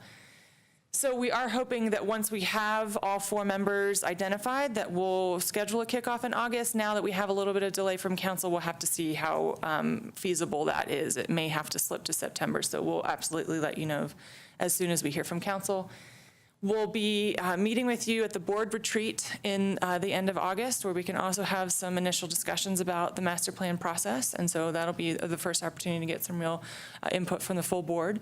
And then we'll start, when the committee actually starts getting together, we'll jump right in and start talking about the community engagement plan. And the idea there is that over the subsequent few months, we'll be working with the community to really build out that community engagement plan and the whole scope for the planning process, so that later this year, perhaps in December, we bring that process to the full board, ask for your acceptance of that, and do the same with city council, so that we have agreement from the full board and the full council about what that approach will be. So with that, I would just ask Molly or board members, do you have questions or? You want to start, or do you want me to clarify, or Well, what I do you just want to have do? a clarifying question. Yeah. So no staff will serve on that committee? Okay. Do I also understand that a similar process was used for the comp plan update? Yes. Do you want to share any thoughts about that process? Or, I mean, I think it's illuminating to us about how it worked, or? Yeah, absolutely. I'll take a shot at it. So we absolutely modeled this on the process committee that was set up for the Boulder Valley Comprehensive Plan update. And that, in their case, it was a larger process, so they had 2 members of council, 2 members of the planning board, as well as representatives from the county commissioner's office and their county planning commission, again, because those were their 4 approval bodies for that process. Ours is more limited in scope, which is why we limit it to OSBT and council. But they found it to be really successful, and they really enjoyed and appreciated having the guidance of the decision makers in along the way throughout the process, so that as questions or concerns came up from the community, the decision makers were able to more quickly respond to those and to sort of explain staff decisions and the team decisions along the way. And they felt like it was really successful. So we've worked with their planning staff to set up the expectations and the model. So. Thanks. Mm-hmm. And it's my understanding that what we're really looking for is someone who would be during the whole process, so they wouldn't be exiting like I am, or those kind of things while the process is happening, which I guess is similar to kind of greenways in that we don't want to shake the boat. Will there be opportunities because I know Andrea had expressed that she wanted to be involved in things, and I want to be, and anybody who's not on this steering committee, there'll be a lot of other opportunities to be involved. There'll be a lot of engagement opportunities, and okay. Yeah, absolutely. And just to reiterate too, I think we'll also be looking to the 2 representatives on the committee to make sure that we're building in enough of those. But I think at the very least, you can expect staff updates at board meetings. Also, the 2 representatives from the committee can also present under matters from board if there are things that you want to discuss in a broader format. And then certainly we'll be looking to schedule study sessions and larger meetings. And Darren, is it true that would be coming back in November or December with a scope, which would include the engagement plan, which the full board would approve? So it still remains with the full board to do the review, recommendation, edits, approvals. Yeah, absolutely. I just want to make one kind of general comment, and then we go to the discussion. But one of my concerns is that the process gets rushed too much, and I just want to say this is my own personal view, but I would very much like to see staff be able to develop the master plan fully to the architecture that they want. And so I know everybody's kind of like, we're all dying to get at this. So I'd like to be respectful for staff's time to organize this. And so Tom and Kurt had said that they would be interested, but I also wanted to make sure that Kevin is okay with having two people doing this. Yeah, no, I kind of assumed that there's no way I could fulfill this role because I wouldn't be around to the end of the process. And yeah, I mean, I would totally nominate Andrea. Since she's not here, she can't say no, but that seems pretty unfair. So I think Tom and Kurt would be great. Yeah. That's wonderful. So I just kind of went down but I wanted to make sure everyone felt inclusive. Group hug. Also, I do want to make sure that Andrea, because she has this great background in transportation and a lot of insights. When I was with her on Greenways, I was impressed that she has an opportunity to kind of That's great. Yeah, be involved with this, so I appreciate that. great. And so the two representatives, then Tom will be the chair when it gets reviewed by OSBT, and Kurt will be the chair for the early implementation and continuity of understanding the structure and going forward. So that's good. All right. Excellent. Any other? Just one other Questions? thought, and you know, this is probably obvious to you folks that are struggling with this whole process, and I think your separation of responsibility for content from responsibility for process is appropriate, but obviously the process you design depends upon the issues you're going to address.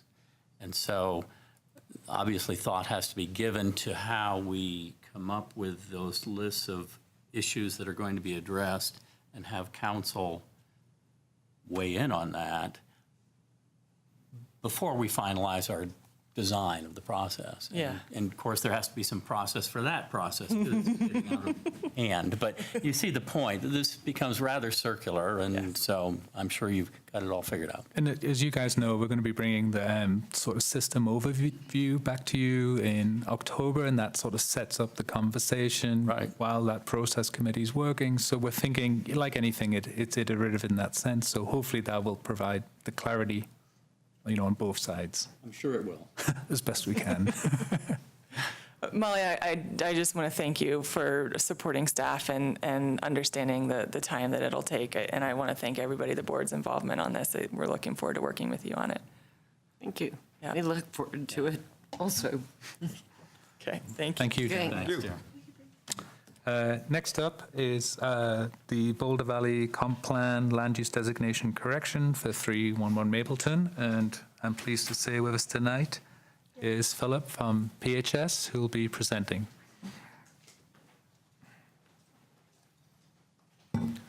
Let's see. Oh, it's working. Yeah, great. No, I'm just that good. Good evening. Phil Kleisler with the Comprehensive Planning Division for the City of Boulder. I will do my best to limit my acronym usage to the best of my ability. But this really is a brief staff update concerning some land use mapping issues that we've kind of uncovered at the site at 311 Mapleton within the City of Boulder. And so this is an informational item. There's no action required from the board.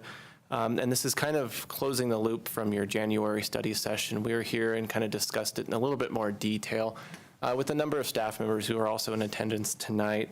And it really centers on some issues that came to light when a site review application was submitted for the property in September of last year. And so since that time, we've done a little bit more research, and that's outlined in the staff report that was provided prior to the meeting. And we've determined, it's our understanding that the open space other designation on this site is, we believe, to be an error. And so we'd like to take the next few minutes just to kind of talk about that process, how it typically works, and some of the maps that were included in your staff report.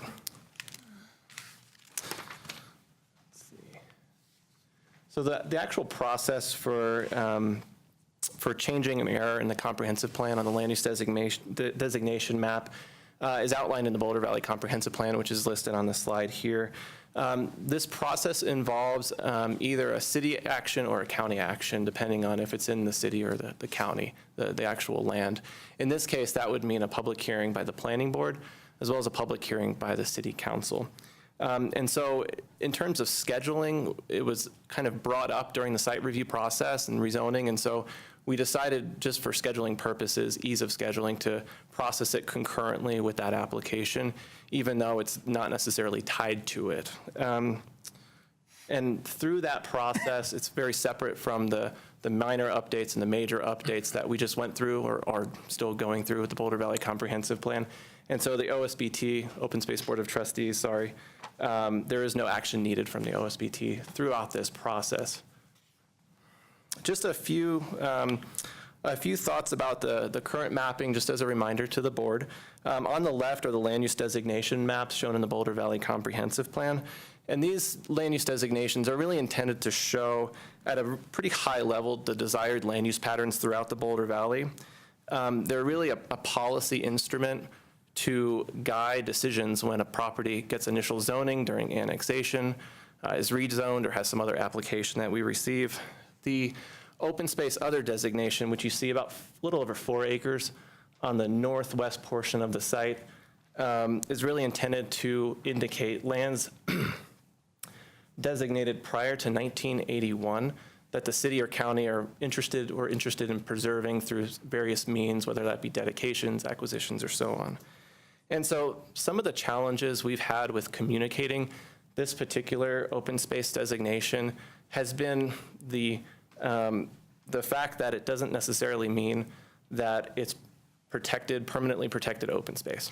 And so we've had this, I think, conversation a couple of times over the last few months. And it also doesn't necessarily mean that the city's going to go in and purchase it as well.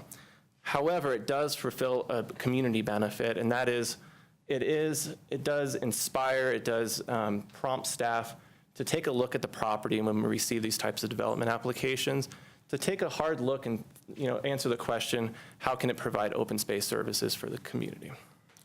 Now, by contrast, the zoning for the property, which is shown on the right, which is public, really is the regulatory mechanism that controls development within the city of Boulder. And so in this case, the 311 Mapleton site, outlined in red, is zoned public, which allows for a variety of development uses.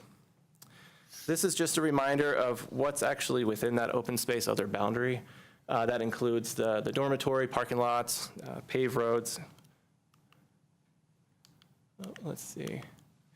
And so throughout the development review process, we looked at this and we weren't quite sure, but we saw it as kind of an anomaly. So stepping back a little bit, the Boulder Valley Comprehensive Plan, really an underlying tenet is to promote compact development within the city of Boulder, Area 1, while preserving much of the land surrounding the city in Area 3. And that's oftentimes you'll see those open space other designations on more rural and undeveloped parcels surrounding the city.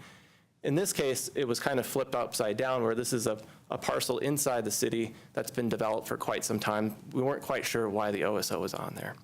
So we've done some additional research, and what we believe is that due to some historical inaccuracies with some of the mapping around the 1970s or so, it actually showed an incorrect location for the Silver Lake Ditch, a portion of it actually flowing through the developed side of 311 Mapleton. And so we'd like to just kind of go through some of those maps that were included in your report today. So we started out really reviewing a number of parcel maps courtesy of the Boulder County GIS division.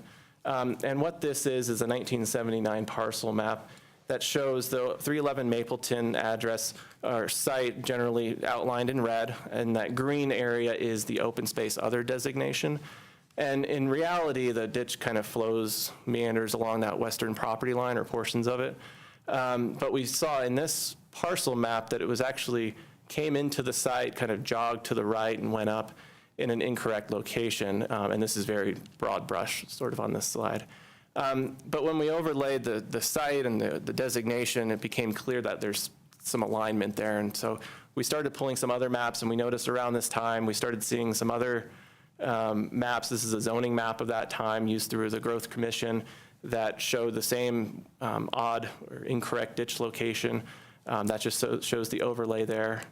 And then getting into the 1980s, you'll recall that the open space other designation refers to lands designated prior to 1981. This is a portion of that 1981 map that that's referring to. And what this is showing, this is zoomed into the hospital site. You'll see that hatching, the cross hatching, then directly aligns with what's currently OSO and what is currently, or what was that incorrect ditch location. And so we saw that incorrect, some of those errors in that 1970s mapping now carrying forward to 1980. Shortly after 1980, I think it was the mid-year update in 83, this open space map was actually reconciled with the Boulder Valley Comprehensive Plan map in an effort to have kind of a unified front with open space visions. Now moving to the next decade, that same land use designation map remains. What you see here on the left, on the top left, is the open space designation on the 1990 comp plan map. And so you'll notice some of the darker green and lighter greens, and you'll notice some of it kind of goes across some lines. This was done either in markers or through Zipatone or screen tone. So it was a hand-drawn process, and that's just how they were made at that point. And then leading into 1995, we actually scanned those documents and we imported them into our fancy new GIS system, and we put very specific coordinates on them. And so what you have now is a hand-drawn map in an electronic form overlaid with current parcels, contours, things like that. And as a result, today, if you spent about a minute looking at the land use map, you'll find little mistakes here and there. And so it's just something that we've kind of dealt with. And since I believe the comp plan was adopted, or after the first couple of iterations, we've had a process for correcting errors in the comp plan, probably partially as a result. Let's see. And so leading up to the 2000 update of the comp plan, the city actually looked at and purchased land west of the 311 Mapleton site. And there's, looking back at memos, we wanted the area west of the Silver Lake Ditch in this area. And so that particular land was purchased. And then going into the actual update of the comp plan in 2000, there was a project, a kind of a component of that looked at the open space designations. And at that time, we actually broke out that one open space designations into the 3 that we know today. So that's the open space acquired for stuff we've acquired, which is shown here on the west. Open space development restrictions for those with certain restrictions on it, and then everything else, which is open space other. So at that time, when we parceled out which was which, that was obviously open space acquired because the city had purchased it, leaving that portion on 311 Mapleton to be open space other. And up to today, that's how it remains today, is open space other.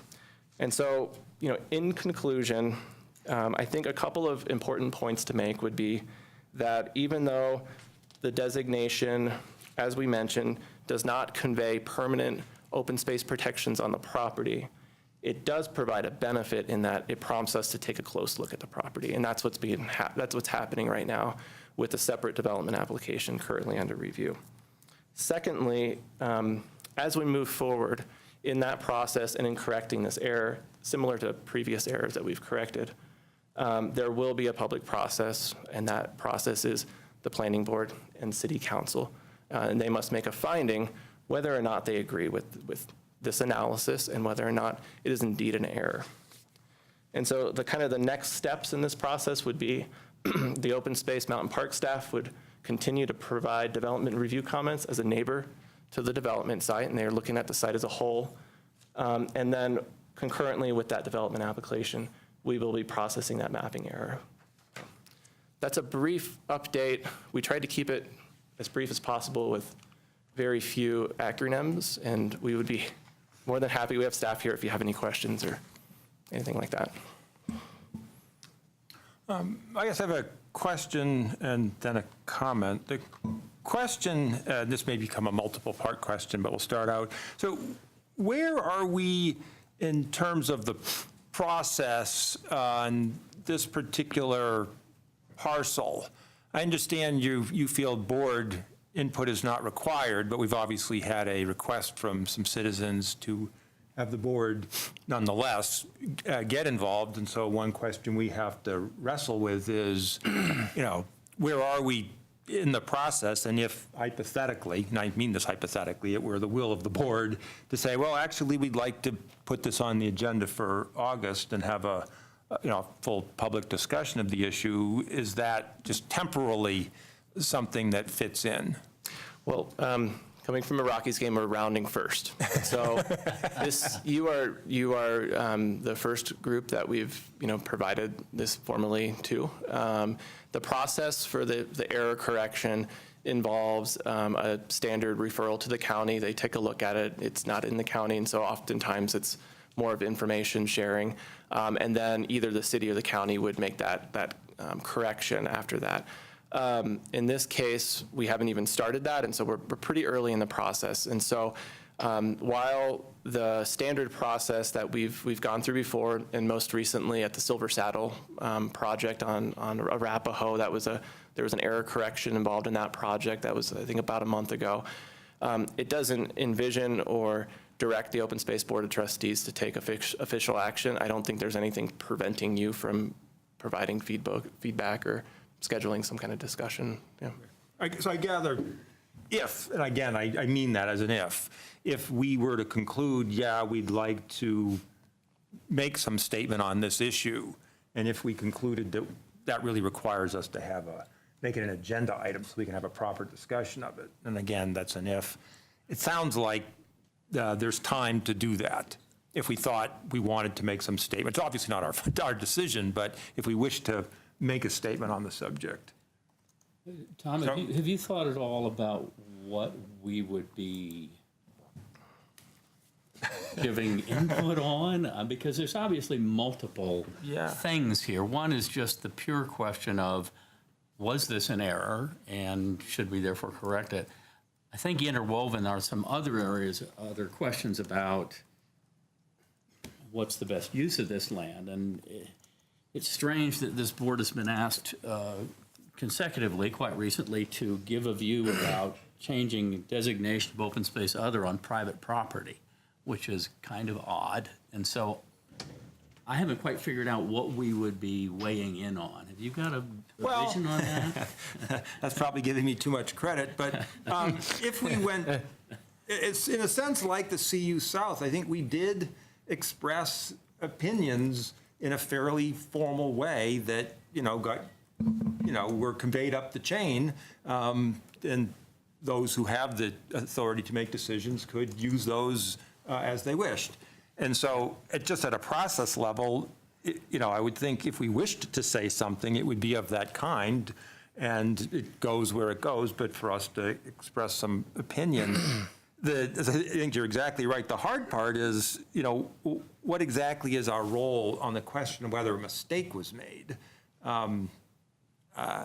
But since it's a piece that currently has an OSO designation as contiguous to ours, I suppose if we feel we have something meaningful to say on that subject, I think we'd be, free to say it and let others sort out what to do with that. I mean, I'll just say, looking at this, in a sense, there's the question to my mind is, well, what is the mistake? There's no doubt that the ditch is drawn in the wrong place. That's clearly a mistake. The question is, the way I think about this, was the OSO drawn there because someone thought that property ought to be open space, and they just happened to use the ditch as defining the boundary of that?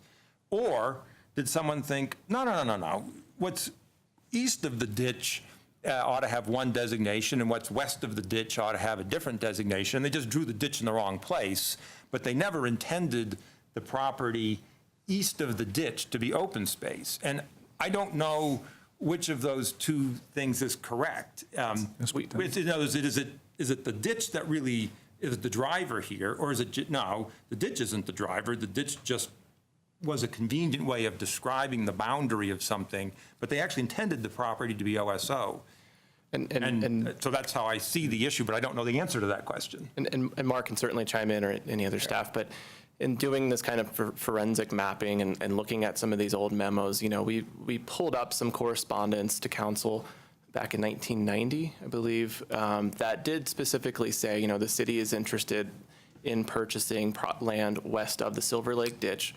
And in that memo also say the land is west of the Silver Lake ditch is indeed open space, designated as open space.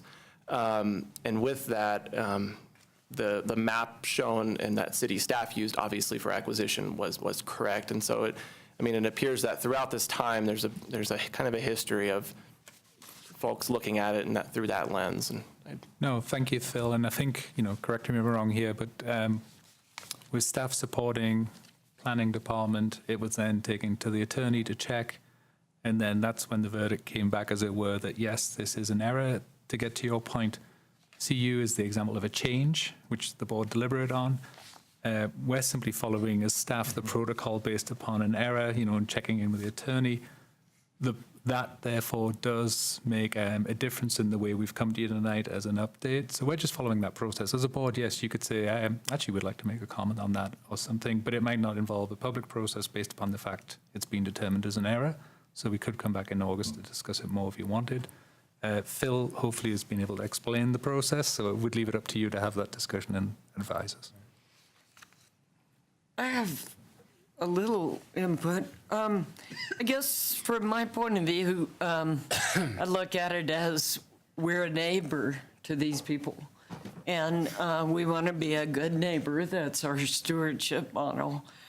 So I think just from that one standpoint, I've heard enough input that there's a significant amount of citizen interest in us having a discussion. And I think especially given that CU South, we had such a huge discussion about, again, a private entity. I guess my take on this would be that to have some formal discussion would be a consideration and a way of saying this is something that we feel would be of value. When I went through, and I had a meeting with staff this morning. I apologize, Alan, I did not take you up on your nice offer of coming out. I've been very busy. I totally intended to. I talked to Tom because he did mention you, and I went over at 3 a.m. this morning in detail many times your previous packets and information again to scrutinize it a little bit more. And so when I look at the overlay of what the comp plan and the things that you've done in 3.10 and 3.11 and all these things, there is a lot of overlay between what happens as a charter purpose and what we do, and we are a neighbor to you. So from that point of view, it would seem like Tom's idea of maybe having a public discussion, if we could get that agenda for August or whenever, you could give me a lead on that. That would be something that would maybe help. There's been a lot of public input, but given that things have changed. Yeah, and the one thing I'd say, Molly, is that, on page 4, under the, basically at the bottom of the page, where you've got the reference for where this come from. And here I'll look to people like Mark Gershman and Phil to help out, and Bethany. If it is being determined by the city to be a drafting error, there might, I want to make sure we follow the protocol. Like, is there actually a possibility for the board to have a discussion with a public hearing as part of that? Or does the protocol say, well, there's a discussion and then you can make some kind of recommendation? I just want to hear from staff what they think the protocol would be in this instance. In the past, it's been a city or county decision. I see Mark possibly coming up from his standpoint and historical perspective as well. But we talked with our city, one of our city attorneys today, and kind of asked that question of, okay, we have a set process here. We followed it, as recently as a month ago. We've kind of gone through that. He said there's nothing legally preventing a board from weighing in on an action, though it's not something that is in our standard process. Those 2 public hearings would be the process that we would follow for that. So what I'd recommend is we perhaps go away and do a little bit of research and get back to you, obviously, before August, to just come back with what would be the best approach. Yeah, I mean, I think I've heard so much concern from everyone, and I think it merits, whatever process is necessary.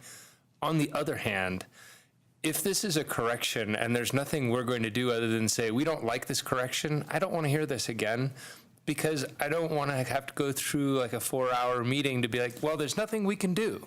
If there's something we can do, I would like to do something.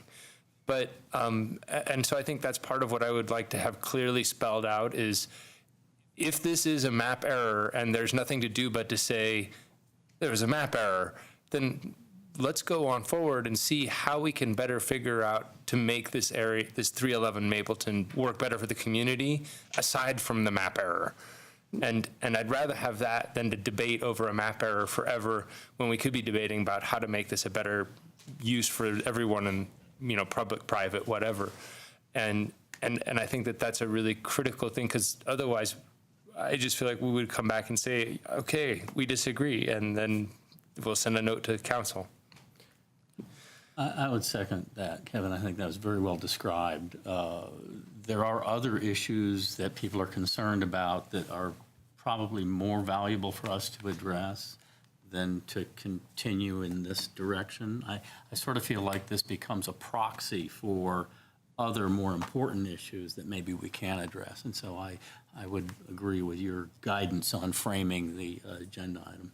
And I think it might also be valuable for both us and for the members of the community to say, look, okay, this is not going to work. Here are the venues for like future consideration of how to change the way 311 Mapleton comes out. Here's the future public hearings. Here's when development's going to be established, so that it's directed in the right place. If it's us, I'm happy to hear what we need to. But if it's not us, I think it'd be better for everyone, and us and the public, to know, go here when you want to affect change. And I think there's been a lot of overlap in some of the comments we've heard about, a technical mapping error versus a site review happening through a quasi-judicial process that, has its public hearing schedule. And so this is kind of a separate thing, and if it did or didn't, was or was not changed, wouldn't necessarily impact that review either way, so. And I appreciate your immense digging through, as a guy who does GIS partially for a living, that looks like a lot of work. You can come by our office for some old paper maps if you'd like to. A wallpaper, so campaign. Yeah. And I think, Philip, you have the dates for the development review process, which is a separate issue, obviously, to... I do not. Those have, to my knowledge, they have not been set. However, the project manager for that particular project is here in Elaine, in case they are set. I don't believe they are yet, though. Okay. There's still a lot more process with that. You'll get back to us, is what I'm hearing. Yes. In the interest, since Andrea isn't here, I guess I'm feeling a little sensitive that I'd want to make sure that everybody feels comfortable with the input. I cannot respond to you directly, can I? So I'm not sure how we do that. No, and I think from our perspective, this is dotting the i's and crossing the t's in terms of protocol, which is what Tom said earlier. So I think, it's open space board meeting tonight, but it's the planning department who's leading this project. So we'd refer back to them to come back with what the protocol is and what's possible. Okay. And then we'll be able to get back to you. Yeah, thank you.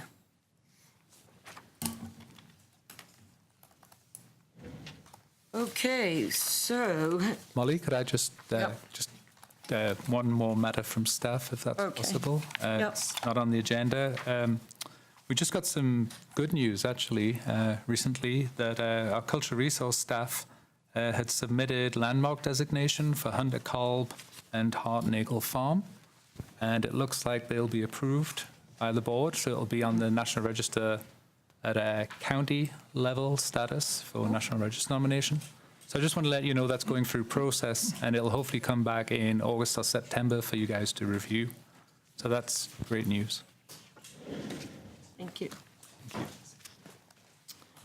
Okay, matters from the board. Do we have any matters from the board?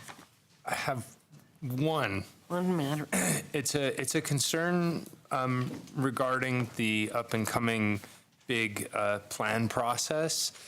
I've heard now from people from 3 different groups traditionally associated with conservation and recreation, expressing 2 concerns. One is like, we don't know what's going on, which I know that's coming. And the other one is, we think this is too big a bite to chew. That this plan may actually be too comprehensive in terms of the detail of things that it may be glossing over. And that there's a lot of concern that we'll end up in the process of like the North TSA, where 1 or 2 issues will become the focus of everyone's concern. And then we'll lose track of a lot of things that end up becoming policy that become critical 10 years down the line. And people say, well, I don't remember how that ever happened. And so I think it would probably allay everyone to accelerate as much as possible the portfolio of here's what's going to be in this plan or is planned to be in the plan. And then to try to delegate as much of that out of the plan as possible, so that we can have a really comprehensive environmental plan, we can have a really comprehensive recreation management plan, and then we have a master plan that puts those together, but doesn't develop the policy itself. And I've heard from the full spectrum, everyone saying the same thing, like, we're concerned that we're not going to get heard about our issues in a way that we feel is important, because this is too big. No, great points, Kevin. To your first point, here we are in July. We're actually not coming back to you until, I believe, December with the scope for the plan. So in truth, we're just trying to do our due diligence really early and get our ducks in a row with the process committee. So people have heard about it very early because we're trying to get ahead of it. And with that, we do have it on our website. I don't have the address handy, but perhaps at some point we could share that, perhaps at the next board meeting, where people can access what's going on with the plan, what's the goal, why are we doing it, et cetera, like a Q&A. In regards to the plan itself, it is following, as a department, we've not, although Darren referred to the 1937 master plan, very early days, it's more recently, as a department, we haven't done a master plan. And it's a city standard to do a master plan, Transport Department, Parks and Recreation. So we're following the city standard for master planning. And it's going to be if you look at the transport plan, anyone can feel welcome to see that. That's a recent good example of what our plan will potentially look like in terms of format and scale. So that's what will emerge. And then, yes, there is more coming out of that plan based upon policies, strategies. There's more detailed work to get done on the ground that will still be coming back to the board in terms of how we implement it. So I think all of that hopefully will become clear when we produce the scope in December. And it frankly won't be overwhelming. It is a big thing to take on, but we've set up a 2-year process for a lot of engagement. I hear what you're saying, and I think that sounds like a really good path forward. I think, my biggest concern in particular has to do with some of the really deep environmental aspects and recreational aspects. And that, we've done a grassland plan. We don't have a recreation plan. And we used to. We're throwing away sort of like ostensibly the visitor master plan for a more comprehensive master plan. And so we're kind of losing that opportunity for things like this to be addressed individually.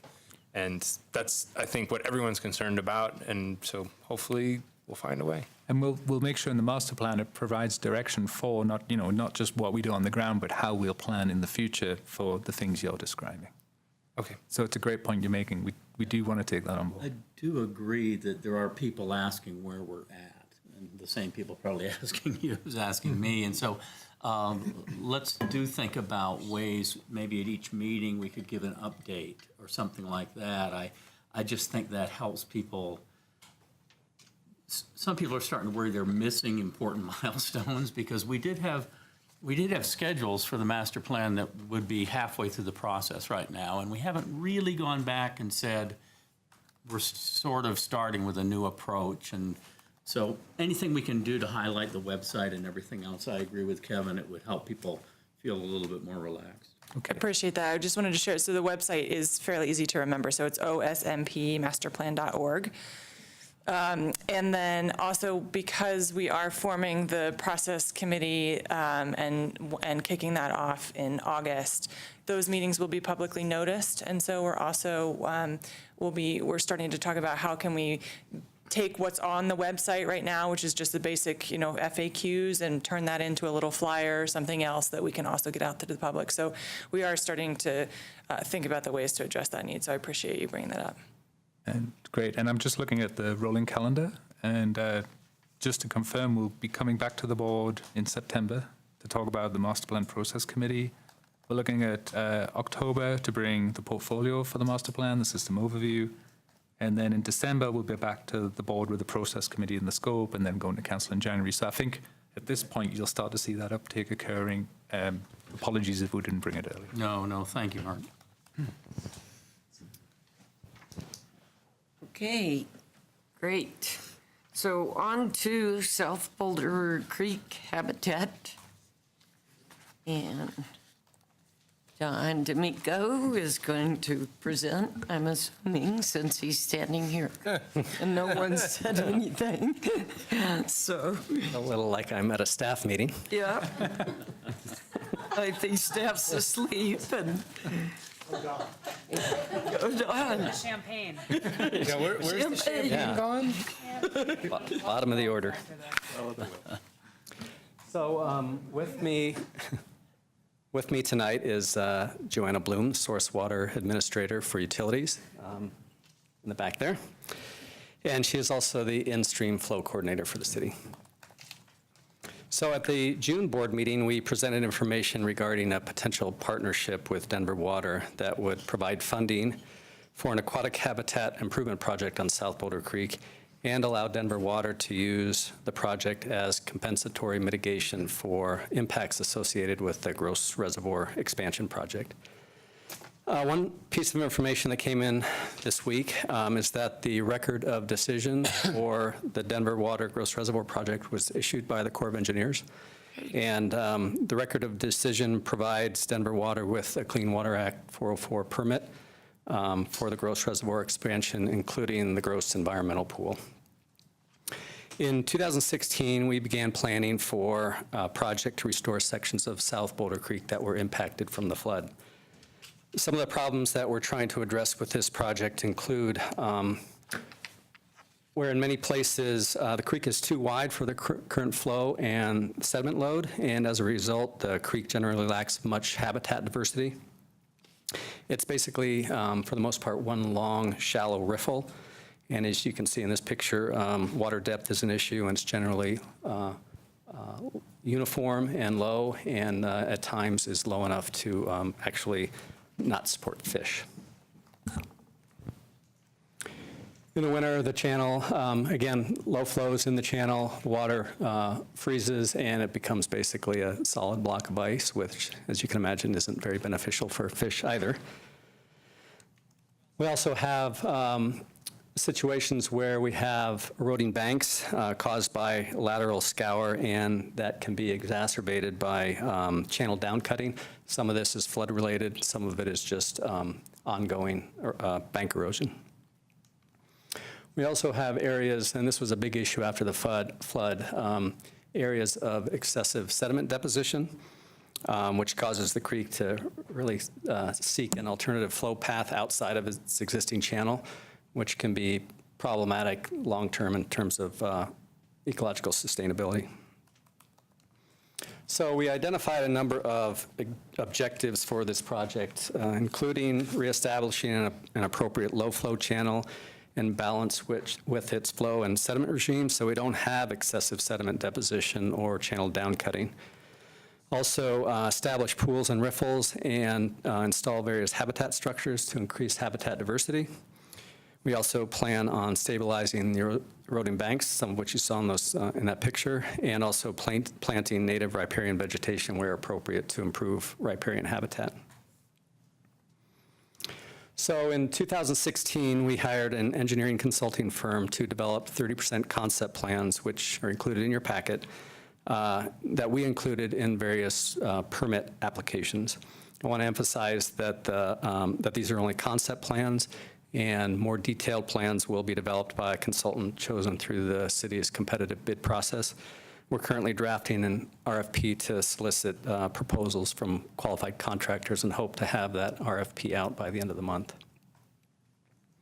The project includes about a 2-mile stretch of South Boulder Creek from South Boulder Road, shown at the top of this picture here, for about 2 miles upstream, downward on this photograph or this picture, and upstream to almost to Marshall Road, to the upper extent of open space ownership in this area. The concept plans include examples of some of the types of improvements we'll be considering and that are shown as these colored circles on this diagram. This is the first reach of the project. The road on the left-hand side there is South Boulder Road, and you're looking to the right is upstream along South Boulder Creek. Throughout the project site, we'll be creating a low-flow channel to deepen the channel and connect habitat that is disconnected at this point because of those shallow riffles and lack of pool habitat. We'll also be installing wood structures, including what we call tow wood, or in this example, a root wad to increase habitat, protect banks, and provide some stability.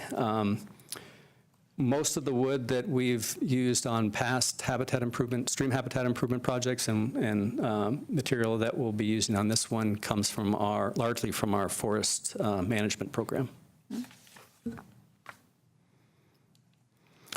We'll also be installing features such as boulder clusters. This happens to be a 3-boulder cluster. There are kind of variations of this, 2-boulder clusters, random boulder clusters, but basically they're meant to create divergent and convergent flows and different flow velocities that provide habitat for different species. It's an example of a 3-boulder cluster on South Boulder Creek that we installed on a previous project.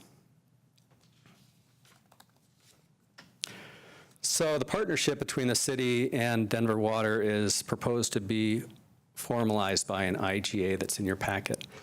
If the city chooses not to enter into the IGA with Denver Water, they will be required to complete mitigation elsewhere to satisfy their 404 permit requirements.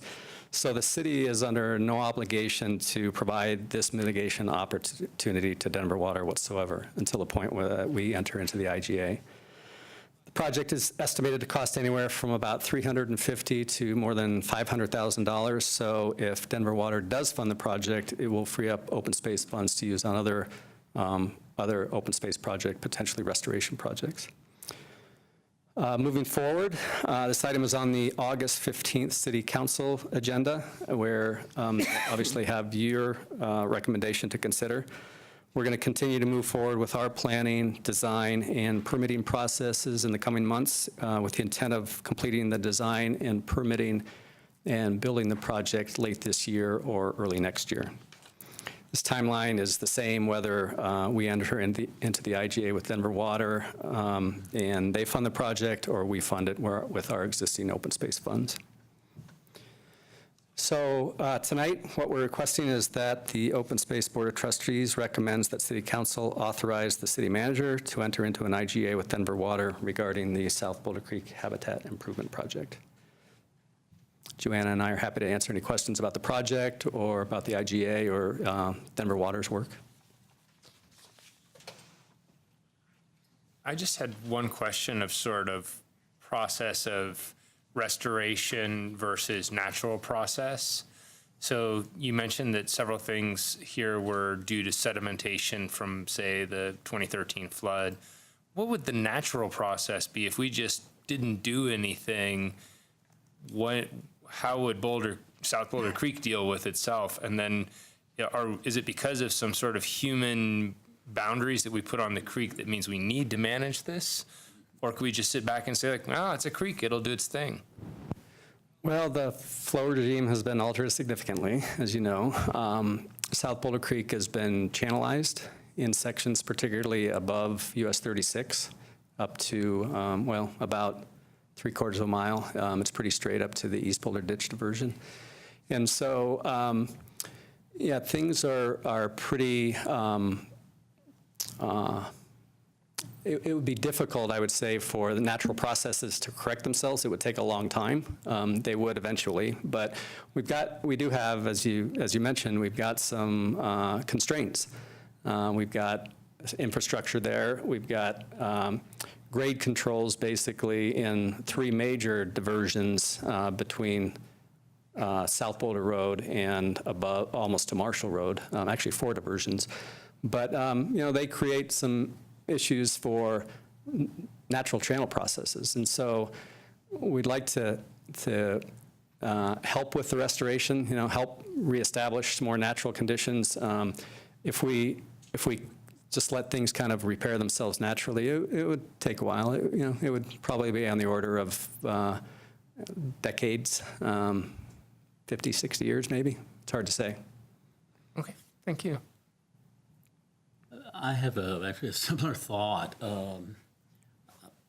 It's an exciting project. It's an aggressive project. I would love to see just a couple more pages in here in your background that talks about what are the changed conditions on the South Boulder Creek. What are the changes in flows and peak flows? And you don't have to document every upstream diversion that's ever happened, but just sort of set the context for why the habitat is degraded right now, and what is the current regime of hydrology and sediment geomorphology that we're dealing with. Because I think Kevin's right, there are an awful lot of constraints on this system. I mean, the creek probably wants to move, and we're not going to let it move. And so are we really going to be able to create enough sediment transport so that that's going to become just more and more of an issue? So laying out how the interventions will be sustainable within that envelope that in some ways is pretty tight, I think would be very useful and educational for the reader too. And maybe that's something your consultant's going to do. I don't know, but it's a challenge, and I think it illustrates the challenges of doing restoration within a really constrained world. And so I think it's useful to the public to sort of lay that out a little bit. Sure. Yeah. And as we proceed from the concept plans to more formal plans, right, we'll be collecting, we and our consultant will be collecting information on sediment transport, cross sections, longitudinal profiles, flow regimes, and try to design a project that where we create a more sustainable channel, more or less, because, yeah, the creek wants to do its own thing, and between the diversions and US 36 and South Boulder Road, you know, all of those things, it's really locked in. Yeah. It really is. It's a miraculously high-functioning stream for the constraints that it's under, but yeah, there are quite a few.